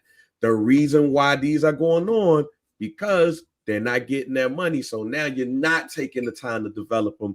You're getting them in and you're getting them out. And that, to me, is dangerous for a player's career.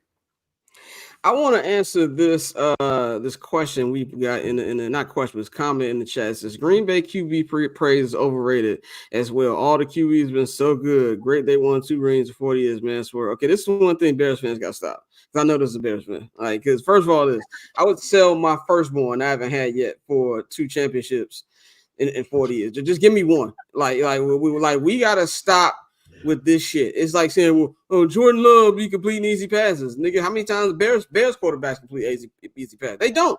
They don't.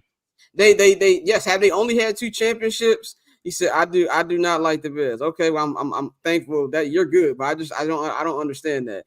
I feel like, you know, a championship is championship. Did they do enough to surround Aaron. Was the Aaron get away with murder with a lot of situations? Same thing, Brett Favre. Brett Favre would throw interceptions into whatever crowd he could. So I feel like there's other stuff that comes with it.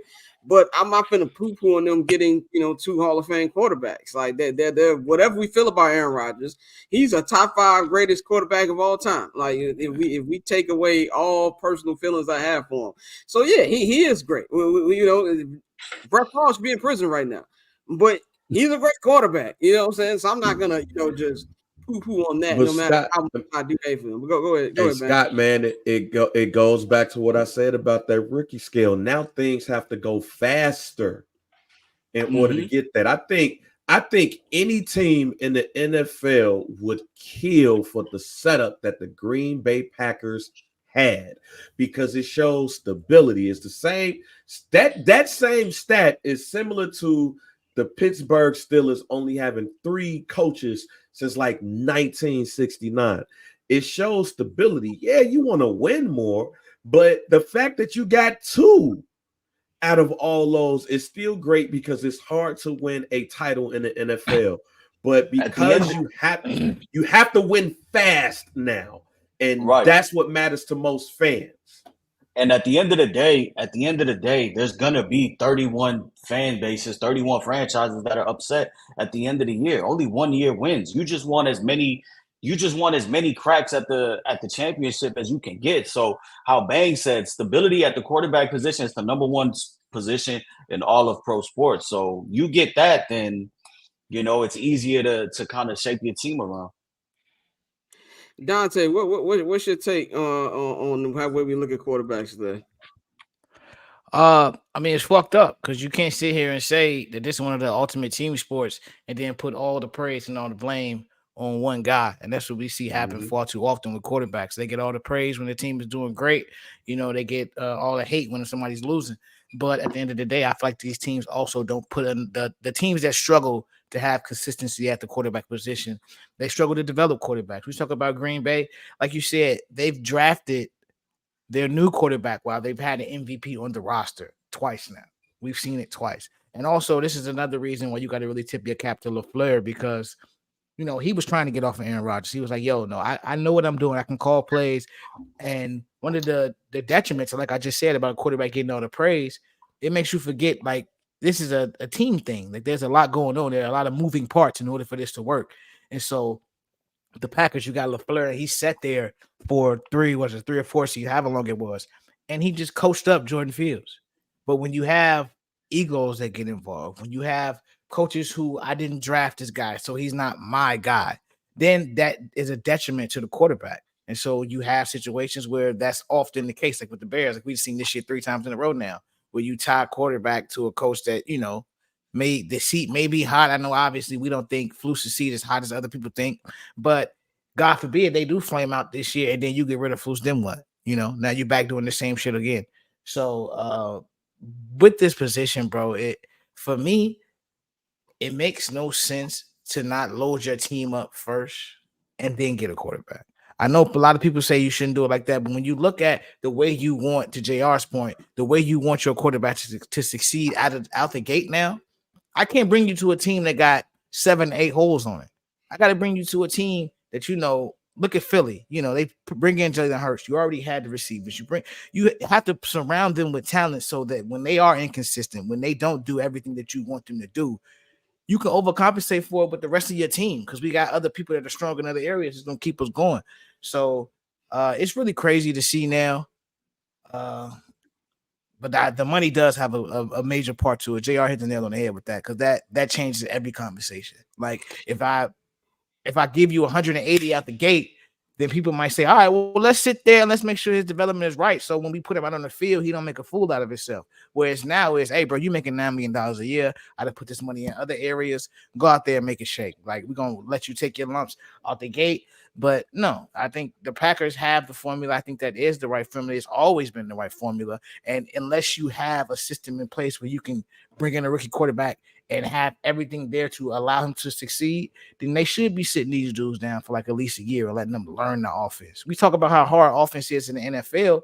These dudes, you should be having them in there so they can learn the system, learn the terminology. They say it takes a year to learn all the terminology from the NFL offense. So for us to have these guys learning on the fly, as opposed to like, all right, bro, we're gonna sit you here, you get it right, and then we can put you out there. And then if it don't work, we can make something else shake.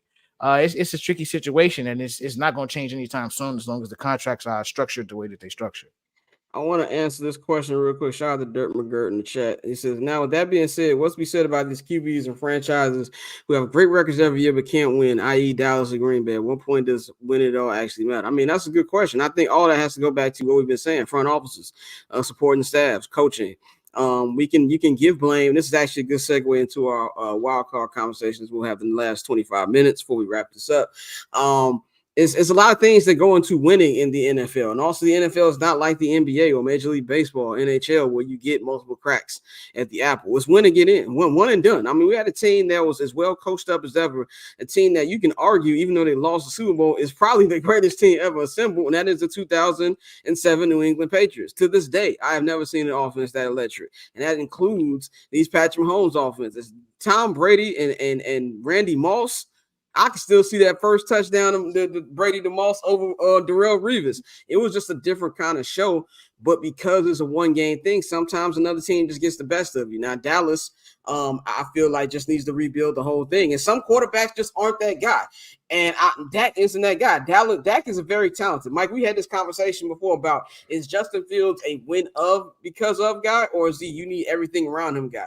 Dak is proven that he is a win. You need guys around him. And I'm not putting 100% on the blame on Dak. A lot of that got to go to Mike McCarthy as well. Jordan Love is the example of a guy who's not as talented as Dak Prescott. I think Dak Prescott is a better quarterback than Jordan Love. But Jordan Love has the better coach. He has the better scheme. Just the way the game is so much easier. Dante, you talked this. Matt LaFleur has showed that I'm one of them niggas. And I've been wanting to get Aaron Rodgers out of here to show y'all I'm one of them guys. They even said in the locker room last night, there's something different about that team. Oh, I wonder what's different. You don't have a cap holding anti-vaxxer in your QB room anymore. Who got to wear a murder more times than anything. There was plenty times in games, even during the Mike McCarthy era, that Aaron wasn't bringing it up to par the way he's supposed to, and the coach gets the blame. So to answer that question, I think a lot of it has to do with situation. And real quick, not only situation, we have to remember that every ownership group has a different definition of winning. Yep. Like we as fans are always championship or bust, but the reality is on the business side, that's not how they look at sports at all. Like that is not how any of these owners look at sports. Low key, some owners would rather just consistently go to the playoffs than win a title, because then when you win the title, bonus checks, come expectations. Jerry Reinsdorf said bonuses and all that stuff. Jerry Reinsdorf said the best. Just do enough. But let's we're gonna take these last 20 minutes before we get up out of here, 25 minutes before we get up out of here. We're gonna talk about a little bit of the wild card round. And we already talked about the Dallas Cowboys, so we not be talking about them unless Courtney, you had any more smoke to give out. Are you done delivering smoke, or is you're good to go? I got nothing else to say. Was this the worst wild card weekend ever? I mean, there was some bad football. Like I only watched one game front to back, and that was the Detroit Rams game. I actually want to go to Mikey first, because me and Mikey had like a conversation we talked about this all the time, where where something happens in the NBA, where all the blowouts. This past Thursday, I have never seen in my over 25 years of watching NBA on TNT them turn from the game that was on TV into a game that was on NBA TV. They went away from Celtics Bucks, which the Celtics didn't play the starters in the second half. Like they gave up on that. I'm pretty sure that made Adam Silver happy, and they went to Knicks. Mavericks. Even see that was a crazy hit on as I'm seeing in this game. But even if you look what the NBA did, the MLK Day, the fucking Hawks like up 35 right now. Like, so Mikey, do you think is it the NFL can get away with bad games and the NBA can't? Like, what do you think about that? And was this wild card weekend as bad as people making out to be? Well, the difference between the two is you got load management in the NBA, where in NFL, you just got people that are hurt. Like, for example, like the Browns, like Joe Flacco was on the couch watching our pod, you know what I'm saying, a couple months ago. Like, he wasn't even in the league, and now he's brushed into action. So I don't know if it was the worst ever, because we're probably forgetting some games. But I sure as fuck during that Dolphins-Chiefs game, I told my girl, like, all right, if the Dolphins don't score here, it's your night the rest of the night. We can watch a fucking movie. And that's rare because it's the playoffs. I honestly, I think this is the one thing, and I think we probably all can agree on, no matter how much Courtney hates the Cowboys, I was shocked by that game. That's the one game that really shocked me on how out of hand it got. It was 27-0 before the sun went down. And it was a 4:30 kickoff. So I was like, wait, what the fuck is happening? So, the NBA gets away with it because there's 82 of them. The NFL really doesn't, it's going to keep going. What did we say? It was, what you say, $26 million streams 23 for million. for a game that didn't warrant it. If you would have told me the Lions-Rams game was on Peacock and they got 20, I would say, yes, that was a really entertaining game from front to back. That Dolphins-Chiefs game was fucking ass. The best thing out of the Texans-Browns game was just seeing CJ Stroud do what he did. The Browns were ass. Their defense didn't travel. Joe Flacco reverted back to what he was that got him out of the league, and then the Cowboys game was just a shocker. So this game is already 14-0. I don't know if it's going to get any better. So now we're hoping for a close one on Eagles-Bucks. So I said all that just to say, shit, you might be right. This might be one of the worst. I think that, to me, like the NFL can't get away with this. And I said the NFL can't get away with this because of just how, the word I feel like we've been using is addiction. It's an NFL addiction. Remember the old phrase, the Major League Baseball is America's pastime. No, nigga, it's the NFL. Like, and we see that every day. They can get away with shit. They can get away with stinkers like this. If the NBA does a stinker like this in the playoffs, everybody gonna like fuck Adam Silver. David Stern wouldn't allow this. I'm not gonna lie. There is a different side to it with that. I want to get Dante Van Courtney. I'm gonna go to Courtney first. Like, what do you think about this weekend? Was it a bad football weekend to you, or like? I had a great time. I don't know what the fuck y'all complaining about. I had so much fun. Especially like, first off, I can't say that nobody had CJ Stroud and the Texans winning. But like, it was a whole lot of Joe Flacco meat riding that is happening going into this weekend. So I'm happy for the kid. I'm really happy for the Texans. They're really playing with house money right now because nobody had them going this far. First off, no one had them even making it into the playoffs this season, let alone getting out of the wild card weekend and heading into the next round. So good for them. I do think that run will likely come to an end this weekend, but it was a good run. I like the drama. I don't know what y'all are complaining about. You know what? Actually, I know exactly why y'all are complaining. Y'all are complaining because y'all are like the Squidward meme where he's up in his house and SpongeBob and Patrick are running and having fun outside. Exactly. Y'all are impoverished Bears fans. Exactly. I mean, all four of your teams are at the house too. Like, let's be real now. I don't see the Saints. I don't see the Saints. I don't see the Jets out there. Hey, leave me out of this. Dante, did you even see any football this weekend, or you were too busy golfing with Amar Rashad? No. Hold on. This nigga exiting himself out. Exiting that out, fucking with you. But no, I did. I definitely saw some games. I think the wild card weekend usually gives us this. Like, it's not guaranteed that we always gonna get great games. And I think with the NFL, because we love it so much, we shoot them out of bail and we just hype everything like it's the greatest shit ever. And like, don't get me wrong, like prime example, like this first game is probably gonna get out of hand very quickly, but we're gonna sit here and watch it. Like, we'll talk about it after the fact. Whereas with the NBA, and Mikey made a great point here, 82 games, bro. That's a lot of fucking games. Just like with baseball, 162 games. That's a third of the year, bro. That's a lot of fucking games. Whereas with football, you got 16 weeks. Also, just for an update for the folks watching at home, the Bills are up 14-0 on the Steelers with 3 minutes left in the first quarter. And they're about to get the ball back again as Pittsburgh about to punt. Bane, do you think we shoot the NFL too much, Bill? Nah, because there's action on every play. That's the difference between the NFL and hockey and basketball. Like, you can go up and down the court and somebody don't score for about 5 minutes. You can watch football and somebody will still get smacked. Somebody will still get punched in the mouth. Somebody will still get hit. There's action on every play. So that's the difference between football compared to any other sport. So could the games have been better? Yeah, but we also know that these games right here tend to be the games where, the 6th seed might have backed into the playoffs. So, or a team is probably not as good as their record suggests. So because of that, we probably going to get one. So we shoot the bell there. Now, next week, if them games huff, then we have a conversation. Especially the way things now, we're adding the extra team. This reminds me of the NBA style that was to win the first 3 out of 5 games.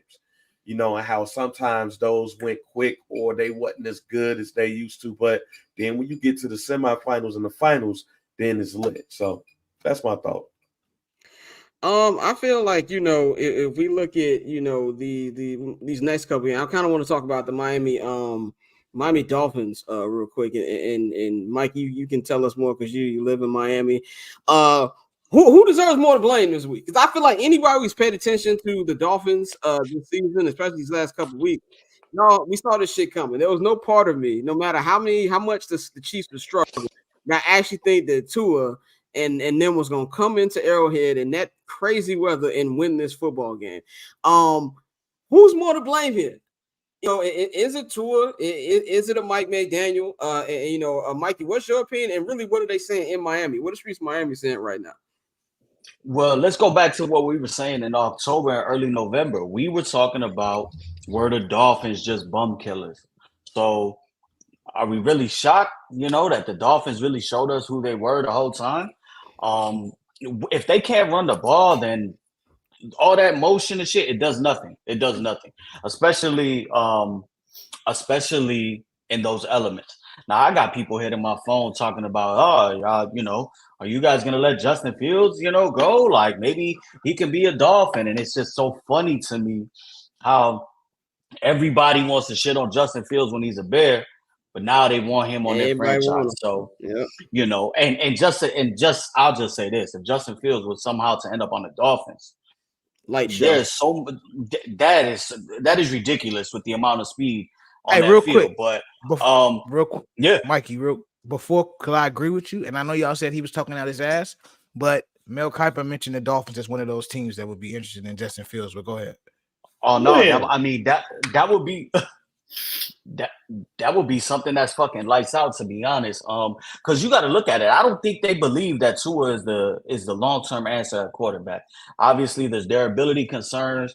Even if you take Justin Fields into that game at Arrowhead on Saturday night, he at least has a strong enough arm to push it through the elements. Tua has a fucking noodle. Pause. So I don't think you could win with Tua long term. And let's be honest with the Dolphins and let's give them everything. They lost Bradley Chubb. They lost Phillips. They were really banged up on defense. Yeah. They were really banged up on defense. So I think it's just gonna have to be an adjustment. Mike McDaniel, I like where he's ascending as a play caller and as an offensive coach, but they need a little bit more out of their quarterback for when it comes down to it. And at the end of the day, this was all self-inflicted because they should have no business losing that game to the Titans. They had no business losing to the Titans on Monday Night Football. And that's basically the difference of hosting a game and playing on the road where it's fucking negative 15 degrees. Yep. I think, I'm gonna go to Bang right after this. I just want to say this about Tua, and this is why I'm not gonna put too much blame on Tua. And it's not Tua is who he is, bro. Like I said, when we talk about the quarterback conversation, we gotta know what these guys are. Tua he's good in certain situations. There was no chance this nigga was ever going to win that game. We know he's not that good of a deep passer. We know that, Jalen Waddle was hobbled. We know that defense wasn't what it was because of the injuries. And the Chiefs defense is a really good unit, the best unit I've seen in the Patrick Mahomes era. And I just didn't expect him to do that. I'm blaming more on Mike McDaniel because I don't feel like the plays were there to help Tua enough. And even though we know Tua doesn't have the best arm sometimes you just got to say fuck it when your season's on the line. Like there was a lot of play calls that Mike McDaniel had that he was calling like the season went on the line. And that was something too we're also going to talk about with Detroit in a minute in the LA game. I feel like Sean McVay did a little bit of that too, where it's like you got to be more aggressive when the season is on the line, and he didn't do the best job to me of putting Tua in the best position to win. So I would put more of the blame on McDaniels more than Tua. Bang, what you think about that?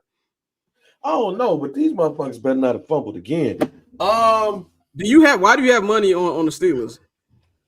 I ain't got money on the Steelers. Okay, all right. I'm just saying they might have fumbled again. Like just fall down with the ball. God damn. But nah, man. I don't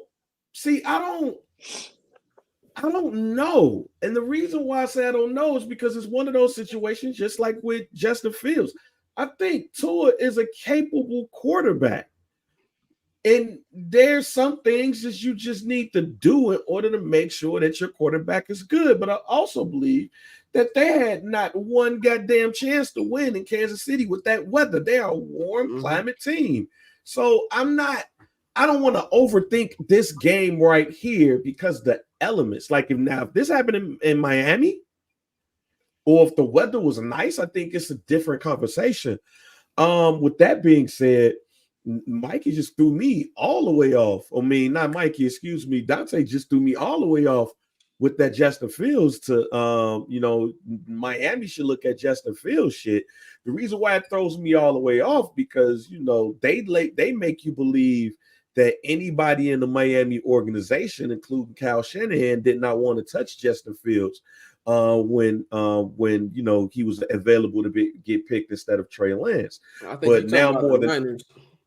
The Niners. Yeah. But what I'm saying is they make you believe that nobody wanted to be a part of getting him when he was available and they drafted Trey Lance. However, it just feels like to me that everybody in that organization that leaves is almost like, or that type of offense is like, oh, let's see if we could go get Justin Fields. So that's why that threw me off. Was like, wait a minute, I thought people didn't necessarily want to touch him because of the offense, but now you want to bring him in. That just threw me all the way off when you said that. But I don't want to back the Tua. I'm not blaming Tua for a cold ass game and the situation that he's in, especially when some of your wide receivers was dropping passes and shit too. Like, I'm not about to blame you for that. Courtney, are you shooting Tua any bill, or who on this side? Beyond I have to say that Tua is not in the best situation, right? When you get like 2.5 seconds to throw the ball, you're in a one-read offense because you don't even have time to get a second look. It's not a good situation. It's also not a good situation when you run the ball 18 times and Raheem Mostert is getting you maybe 4 yards per carry. It's not a good situation. As far as what they should do next, I don't think Tua is the long-term solution, but I also know that Mike McDaniel loves Tua. Does he love him enough to put his own neck out there? Hell no. But I do think that that's the pairing we're going to see for at least another season, at least another 2 seasons. Yeah, I think that I don't think they're moving off of Tua. I feel like they have too much invested in him. I think that, this is something where they're going to have to, I think they're at least going to ride out for at least another year and see what they got. But it wouldn't surprise me. Nothing in the NFL surprises me when people move on from quarterbacks. But I don't think they're ready to move on just yet. And I even think going to get rid of another black head coach. That's crazy. Exactly. And it's like, and Mike, it's kind of like what you said too about the defensive injuries they had. That's something also that the front office might be like, okay, well, we didn't have our full complement of guys either. Dante, did you have a take on this, or we can move on to the next? Nah, man, it was fucking freezing out there. Like, it was really nothing that Tua was going to be able to do. As much as you hate to say that, because Pat Mahomes also had to play in those conditions. But, at the end of the day, with that offense, a real gimmicky offense, you knew that in that type of weather, they were going to be slowed down. The timing was going to be thrown off. So it was set up for them to fail. So I don't really want to play the blame game here. I just think that as a team, and Mike McDaniel wouldn't want to play the blame game because he's going to take half of the responsibility himself. But we've seen what we've seen about the way that team does business. They all know they fucked up that game. That's on everybody. I think this this would be a quick question for everybody. Did we learn anything from the Kansas City Chiefs this week? Like, was there No. anything that I don't think there was anything I learned from the show. I think the only thing that came out of this was, Pat's still gonna be fighting for his life if it's against a good team. Like, I really want to see. It looks like Buffalo's gonna hold on to this game. And that's listen. This is the interesting one right here for me. Yeah. Because I got Josh Allen. I hate to say it, he might be excising his demons. And if you're gonna beat Kansas City, this is the season to do it. At home. And I honestly think we're gonna see it with both teams that were in the Super Bowl last year. I think the Eagles find a way to sneak out a win against the Bucs this week, but next week they get sent home, and I think the same with the Chiefs. I just think they're just delaying the inevitable, and they were able to play one more week. I feel like we've given enough love to the Packers on today. I had that on my fuck them, man. Fuck them. We're done with that. Y'all, man. So everybody knows Courtney over here. Woo, loving the Cowboys. Hey, I had to leave the group chat. Cowboys. How y'all feel about the Packers is how I feel about the Cowboys. Mikey legitimately left the group chat. I had to leave the group chat because I just couldn't take it. So dramatic. So dramatic. Let's talk about unfortunately, actually no, before we go, we're gonna close with them. So there's two more topics. Let's talk about one, the Texans. Courtney, you said there was a lot of people giving Joe Flacco too much. I was one of those people. I said on the show on Friday that I wanted to pick the Texans, but the reason I didn't is because I should have. The reason I didn't is because that Browns defense put the fear of God in me. But that Browns defense obviously didn't board the plane to Houston, Texas, because they were just non-existent. And on top of that, Joe Flacco also showed you that, Joe Flacco can be elite and can play well. Joe Flacco can also turn the ball over. He did that like a motherfucker. But CJ Stroud, man, and this is the conversation we be having on NFL Twitter about not just NFL Twitter, but just Twitter in general, revisionist history. What CJ is doing right now, I'm not saying that CJ wasn't good at Ohio State. He was. He was the number 2 pick for a fucking reason. But I've heard many nights where my brother would cuss this motherfucker out. Many nights I was there when he was like CJ ain't shit. Like he good. He ain't no Justin. He ain't no who's the other guy who was there for him? Was it Haskins? Yeah. Ohio State quarterback. RIP. Yeah, RIP. He be like, he ain't them. So like he was good. He had flashes.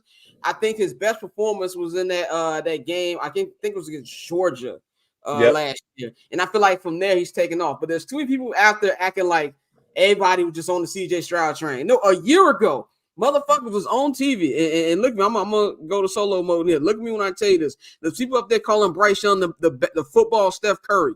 There's people, if you draft CJ Stroud, you might lose your job. I heard all them conversations last year. So let's not sit up here and act like, certain teams didn't see it. No, he was good, but sometimes you just have a mix of good coaching, too good much dip on your chip, and also a guy who's just, is taking it to a next level, what you're seeing.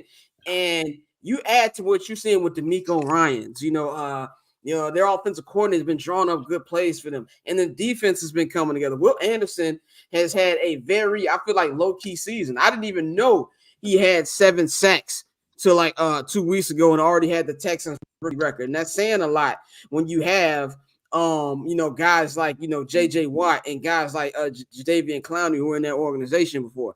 That says a lot to them. So, I'm gonna go to Dante first, man. What do you think about kind of like the revival that they're having in Houston right now? And it felt like a year ago when Smubby Smith screwed them out of that pick. They came out on top, and they're even further than the team that got the pick. Muted. You on mute, brother. It feels like they made the right hires. The people that they put in the positions of power to make these important decisions have made the correct decisions. And, I think for everything that they went through with, number 4 up in Cleveland, and this is a franchise that we all looked at like, what's really going to happen now. And they've been able to really build this thing from the ground up. And I think, bringing in someone like D'Amico Ryans, who was familiar with the area, familiar with the franchise, that was key. That was very important. And they've helped to, build this culture around CJ and Will Anderson.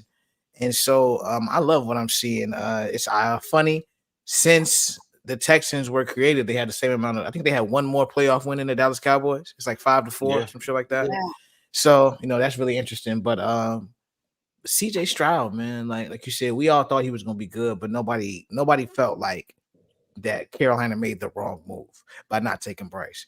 And so, like, now they getting bashed for it, but that's really a testament to CJ and everything he's done and the work he's put in and how he has really shown you, that he, like he said in the combine, like, just building on everything he did at Ohio State. Like, he's a quarterback. He plays the game the right way.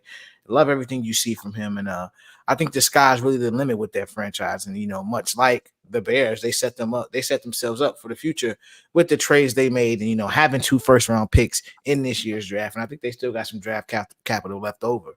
So it's going to be a good thing as long as they can keep, bringing the right people in there. And you can see people buying into everything that they do.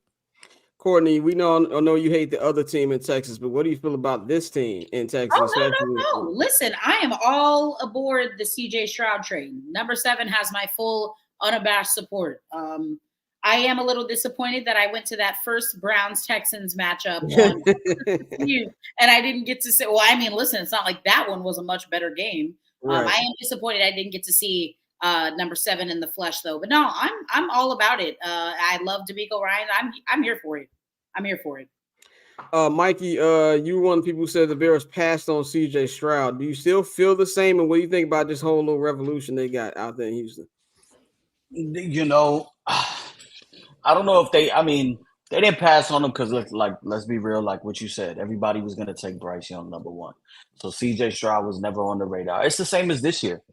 Let's be real. They could take Caleb Williams, and Caleb Williams could have a shit year, and Drake May or Jaden Daniels kill it. And we're going to say we passed on that. Like, no, at the end of the day, nobody is talking about them going number 1. They're talking about Caleb Williams going number 1, and everybody was talking about Bryce Young going number 1. It's crazy. Like Dante said, the piggybacker, when you get the right people to run your organization, you get D'Amico Ryans, you give D'Amico Ryans, a first-time head coach, the opportunity to run his own defense, to run his own organization. Obviously, he's somebody with strong principles. His guys rally around him. They believe in him. He's young, so he's not like an older coach where he can't relate to the players. And, last year they went ahead and they got both sides of their team in order. They went and got CJ Stroud, and they went and traded back up to get Will Anderson Jr. on the other side.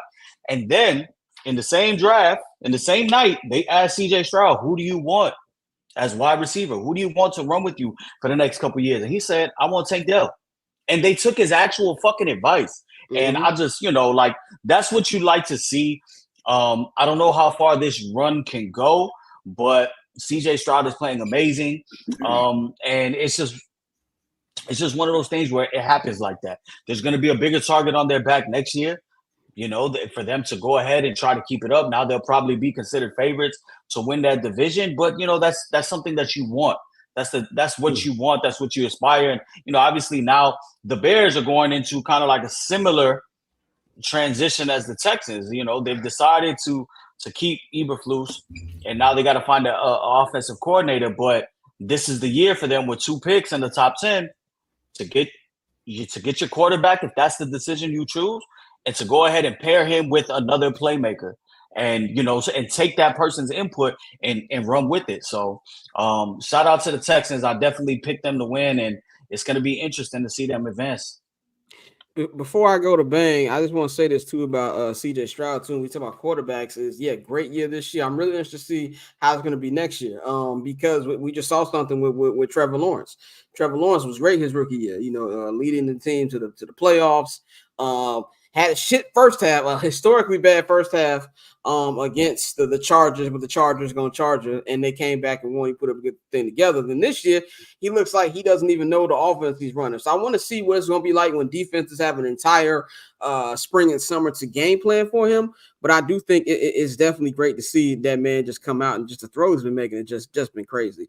Bang, take us out on this one. Then we're going to have our one last topic, and we're going to wrap this up. What you feel about everything they got going on in H-Town? Well, first of all, you said what I was going to say, part of what I was going to say. Call me next year. I think sometimes we put a lot of these words, and mind you, I was excited when the Texans drafted CJ Stroud. I didn't think we were going to get this, but I thought we was going to see improvement. I wanted the Bears to get Tank Dell. I thought enough of Nico Collins to draft them in one of my fantasy leagues. I was excited about what they were building in Houston and were jealous at that because I am a DeMeco Ryans fan. I thought he was going to be a pretty good head coach. And I thought that they had the makings of building out a pretty decent staff. Just didn't think that we was going to get it this quickly. But now they're going to have a first place schedule next year. Call me when that first place schedule happens and what happens afterwards. Because as we know with the NFL, you can go to the playoffs, you can go to the Super Bowl, but then the next year you can be 3-13. With that being said, I do like what they're building out there. I do think that they have the building blocks for a sustainable future. Plus, they're in a division to make that happen. They're not in the strongest division. We see Trevor Lawrence is out here stealing money a little bit. You know what I'm saying? We need to start a dialogue, and we've been on the forefront of starting that dialogue when it comes to him. Trick off Trev. There you go, trick off Trev. You know what I'm saying? I do be making some good nicknames. You got that. Now hearing it. Yeah, you two for two nicknames. That and Freaky Sean. Yeah, now hearing it trick off Trev. Yeah, that was hot. But then you got Anthony Richardson, who we got to see if he's gonna stay healthy or not, if he's just going to run through people and stuff like that. That division right there, the Titans just fired Mike Vrabel, it feels like, for no reason other than the black GM wanted to pick his own head coach. So hopefully Raheem Morris ends up getting that job because I think he deserves a head coaching job. But that division right there is right for them to own it for the next couple of years. It's going to be also interesting as Bobby Slowick is starting to get head coaching consideration or gets interviews. What happens when he leaves? It's the same thing that I talked about last week with Herb. What happens when that hot offensive coordinator leaves and takes another position? Will you see a step back, or will you see an increased presence, with that quarterback? So they on the right track, but call me next year. Once they have a first place schedule and shit like that. Definitely, man. Last topic of the show, and then we will get y'all back to y'all Dr. King Day relaxation as you can watch another NFL blowout. And by the way, I just want to say this one thing about Dr. King Day. Am I the only? Anybody remember my dear friend Martin? Remember the VHS? Am I showing my age right now? No, I remember that. Remember that? Yeah, it was a cartoon, bro. Like niggas used to watch that shit in grammar school, man. So, but I did not watch that in grammar school. Yeah, you got like 5 years on me. That's probably why. But yeah, I just wanted to say that. And I will say this before we move on: do not let white people tell you what Martin Luther King Jr. said when it comes to how you felt about that situation, because they like to point him out like he was just this this pushover, which we get a lot, and they do a lot of that with Muhammad Ali too. Can we go a step further? Can we go a step further, please? As the resident Morehouse person here. One thing Morehouse stop saying is not arrogant. I just want to let you know, ladies and gentlemen, please stop saying that man gave his life for the movement. Yeah, he was murdered. He was assassinated. Like he didn't set out with the goal of dying, my nigga. Like he wanted equality. He didn't want to die.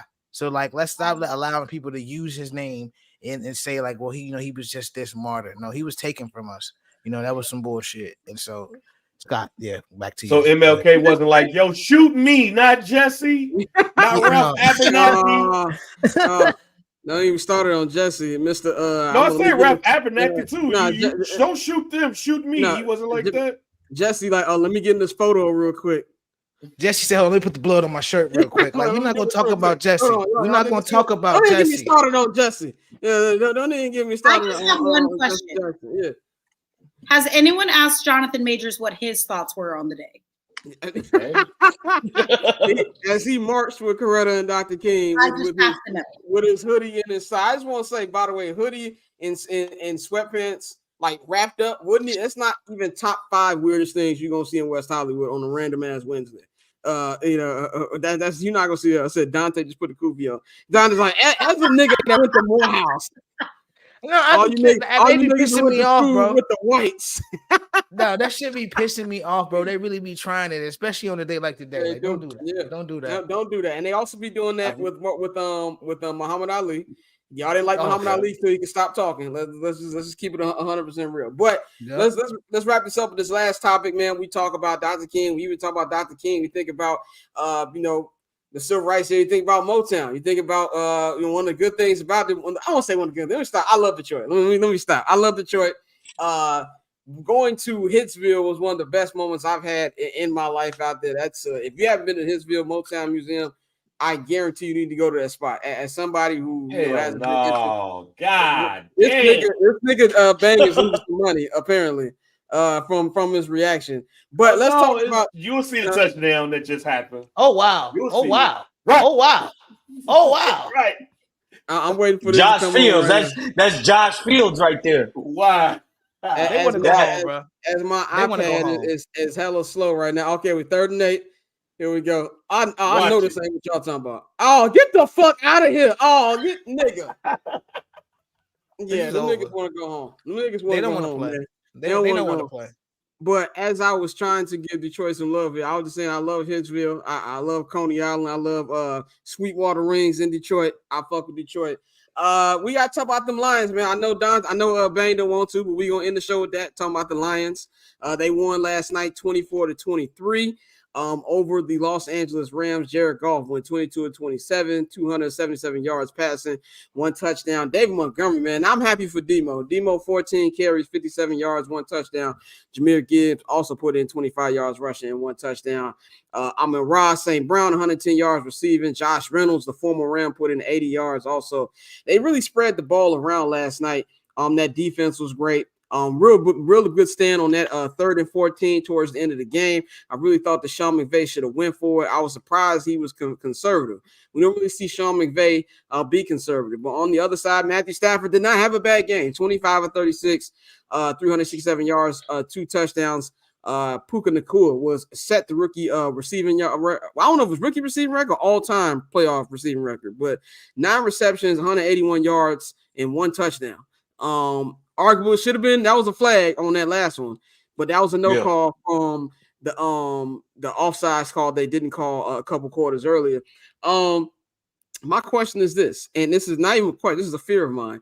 There's a great chance that, not a great chance, but there's a chance that we could have an all NFC North NFC Championship game, and will make me vomit. Honestly, I don't know if I would watch it, to be completely honest with you. It really, because I feel like Detroit can beat the Eagles and the Buccaneers. I'm worried about that. But just from giving Detroit's perspective, we talk about, rebuilds. They did it the right way.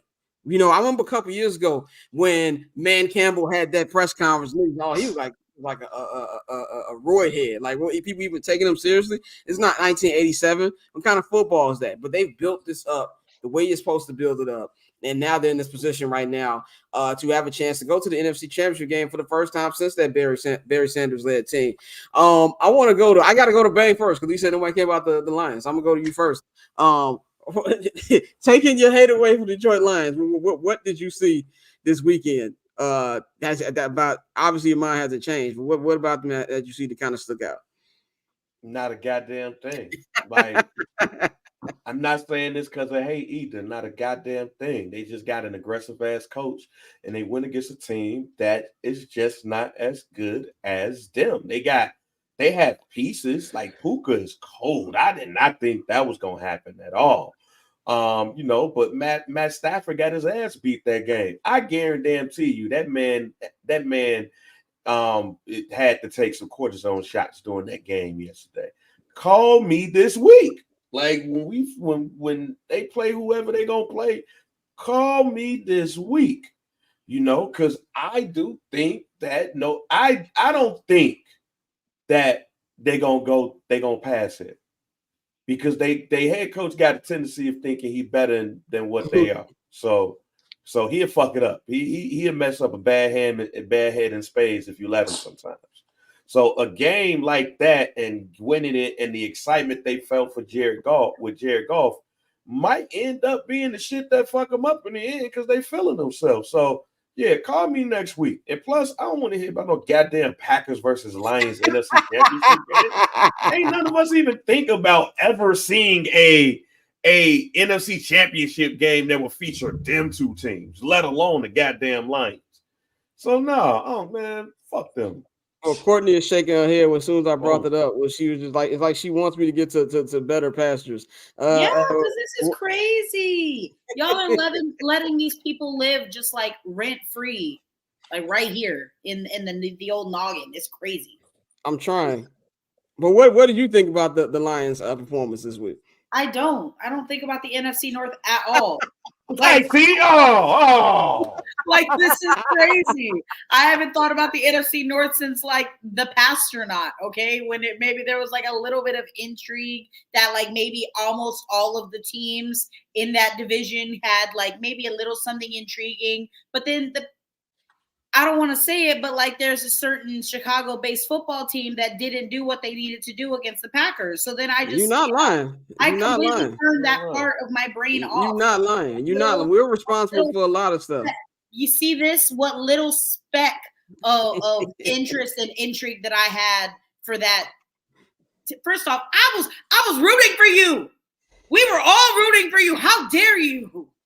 How dare you learn something from this? Because all I wanted was for the Bears to beat the Packers. I'm not some Packers fan. I can't stand Matt LaFleur's smug little rat face. Sorry if you're listening to this. I'm sorry. No, we're not sorry. Fuck you. Mikey and Dante. I can't. So yeah, I'm a little heated that it didn't happen. So that being said, I mean, good for Detroit, I guess. Who cares? Get Eminem off my TV. He stinks. Right. No, keep Eminem. Get rid of Big Sean. Anyway, you saw how they tried to sneak him? Yeah, speaking of, you saw how they tried to sneak him in that Legends photo? I said, you're not fooling me. Big Sean. I saw what you did there. Mr. Eat the cookie like I'm Lucius. Get the fuck out of here, man. Like, Mikey, we're gonna go to you, then we'll go to Dante, and we're gonna wrap this thing up. What's your thoughts from this weekend with what happened with the Lions? I thought it was a really good game, but to piggyback off your comments, Dan Campbell actually outcoached Sean McVay, man. It comes down to the Rams' inability those 3 times that they had to settle for field goals, not scoring 7 there. You know, you lose by 1, the holding call, or the no call on the Puka play, and then them for being forced to punt, they never got the ball back. But good for the Lions. It is what it is, man. I hope that we can have a resurgence like them next year. And now they have a really good pathway to at least make the NFC Championship game and face the winner of the Niners Packers. I think it's going to be Niners. So we're looking at a Niners Lions matchup, and I think it could get ugly for Jared Goff there. Dante, close us out, brother. Yeah, man. Shout out to Detroit. Mikey hit the nail on the head. They really did their thing in the red zone, and that's what was the key to victory. You giving up 12 there and not giving up 7 in any of those scenarios is why you won the game. As for the all NFC North potential NFC Championship game, I welcome it because, again, at this point, I need George McCaskey, Mr. I am not a football guy. I am a fan. There has to be something to trigger him. So if you're a fan and you see 2 of the biggest teams in your division in the NFC Championship where your team is still struggling to get shit together, and that don't shake you, nothing will. So I would actually welcome that matchup. I do think they both have a very good opportunity to get there, given who they could potentially face. So, Detroit has done it the right way, and I think Detroit is another example of just because a team says we're committed to running the football doesn't mean they're not going to throw that bitch. Like, they run the ball well, but Jared Goff is still allowed to move the football, and we've seen that offense do some great things. They probably could have had more than 24, but like we said, the Rams definitely should have had more than 23. But still, shout out to Detroit, and that was a solid game, solid victory. And for anybody who says, "Oh, you just got to hit on the quarterback," I give you Jared Goff, and I will rest my argument on that. There's a lot more that goes into it, man. It's a hell of a week for Michigan. I'm jealous. Y'all niggas won a national championship. Like, y'all niggas like going to the next round of playoffs, and on top of that, the Fab Five back together. Like, the Fab Five reunited. Like they got y'all. It's well documented how I feel about Chris Webber, but it was good to see the Fab Five back together. For that, so crazy week from Michigan, man. But we're going to wrap this up. Shout out to everybody who watched, everybody in the chat on YouTube. Shout out to everybody on Instagram Live watching us right now. A lot of people tuned in on there. Once again, shout out to our homie Rita for joining us earlier. And there will be no overtime today because it's Dr. King Day, and I'm going to chill. I'm going to watch the rest of this football. We're going to see. I feel like that NFC game tonight got stupid finish alert written all over it. Something stupid is going to happen in that Bucs-Eagles game, man. So we appreciate everybody who watches. I will be back Wednesday. If I'm not going to hold you halftime, I'm going to get a little bit more into Caleb Williams' decision, things like that. And I'm also going to recap the two games that we had today and get you ready for this weekend. We'll be back on Friday. The whole crew will be back on Friday too. Courtney, are you here on Friday? I don't know if you say you're here on Friday or not.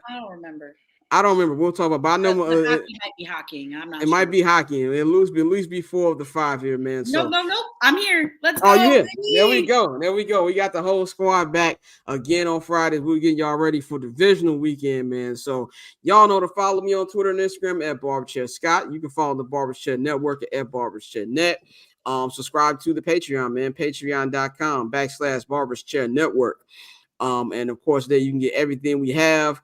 Overtime, halftime, you get all the YouTube clips first. So check all that out. You can follow JR Bang at JR Bang on Twitter and Instagram. Follow Dante at OctoberZone on Twitter. Follow Mikey at Junior_Solito. And you can follow Courtney everywhere at 1-800-CALLER-BRO. There will be no summer sessions tomorrow. Well, I know y'all asking. Bang, Bang got something to do tomorrow. Yeah. And there's a Clipper game tomorrow. I'm not 100% sure I'm going to that. Don't know if I'm leaving my house to watch the. Even though the Thunder are good, but I don't. The Thunder's. Oh nah, you gotta go see SGA. They're first place. Come on now, you gotta go see SGA. They're in first place. They are, but tied for first, one of the two. That's about the only team that's worth going to see this year. Erasure, and I won't stand for it. I like SGA. Is these $70 of Uber fare worth seeing though? That's the question. That's the question we have to face. They ain't got nothing about that. He in the MVP talks, man. It might be. This is true. I might be in there. Either way, there's a Clipper game there, so Pappy won't be there anyway. So we'll be back next week. Yeah, man. So we up out of here. Shout out to everybody, and we'll holler at y'all on Friday.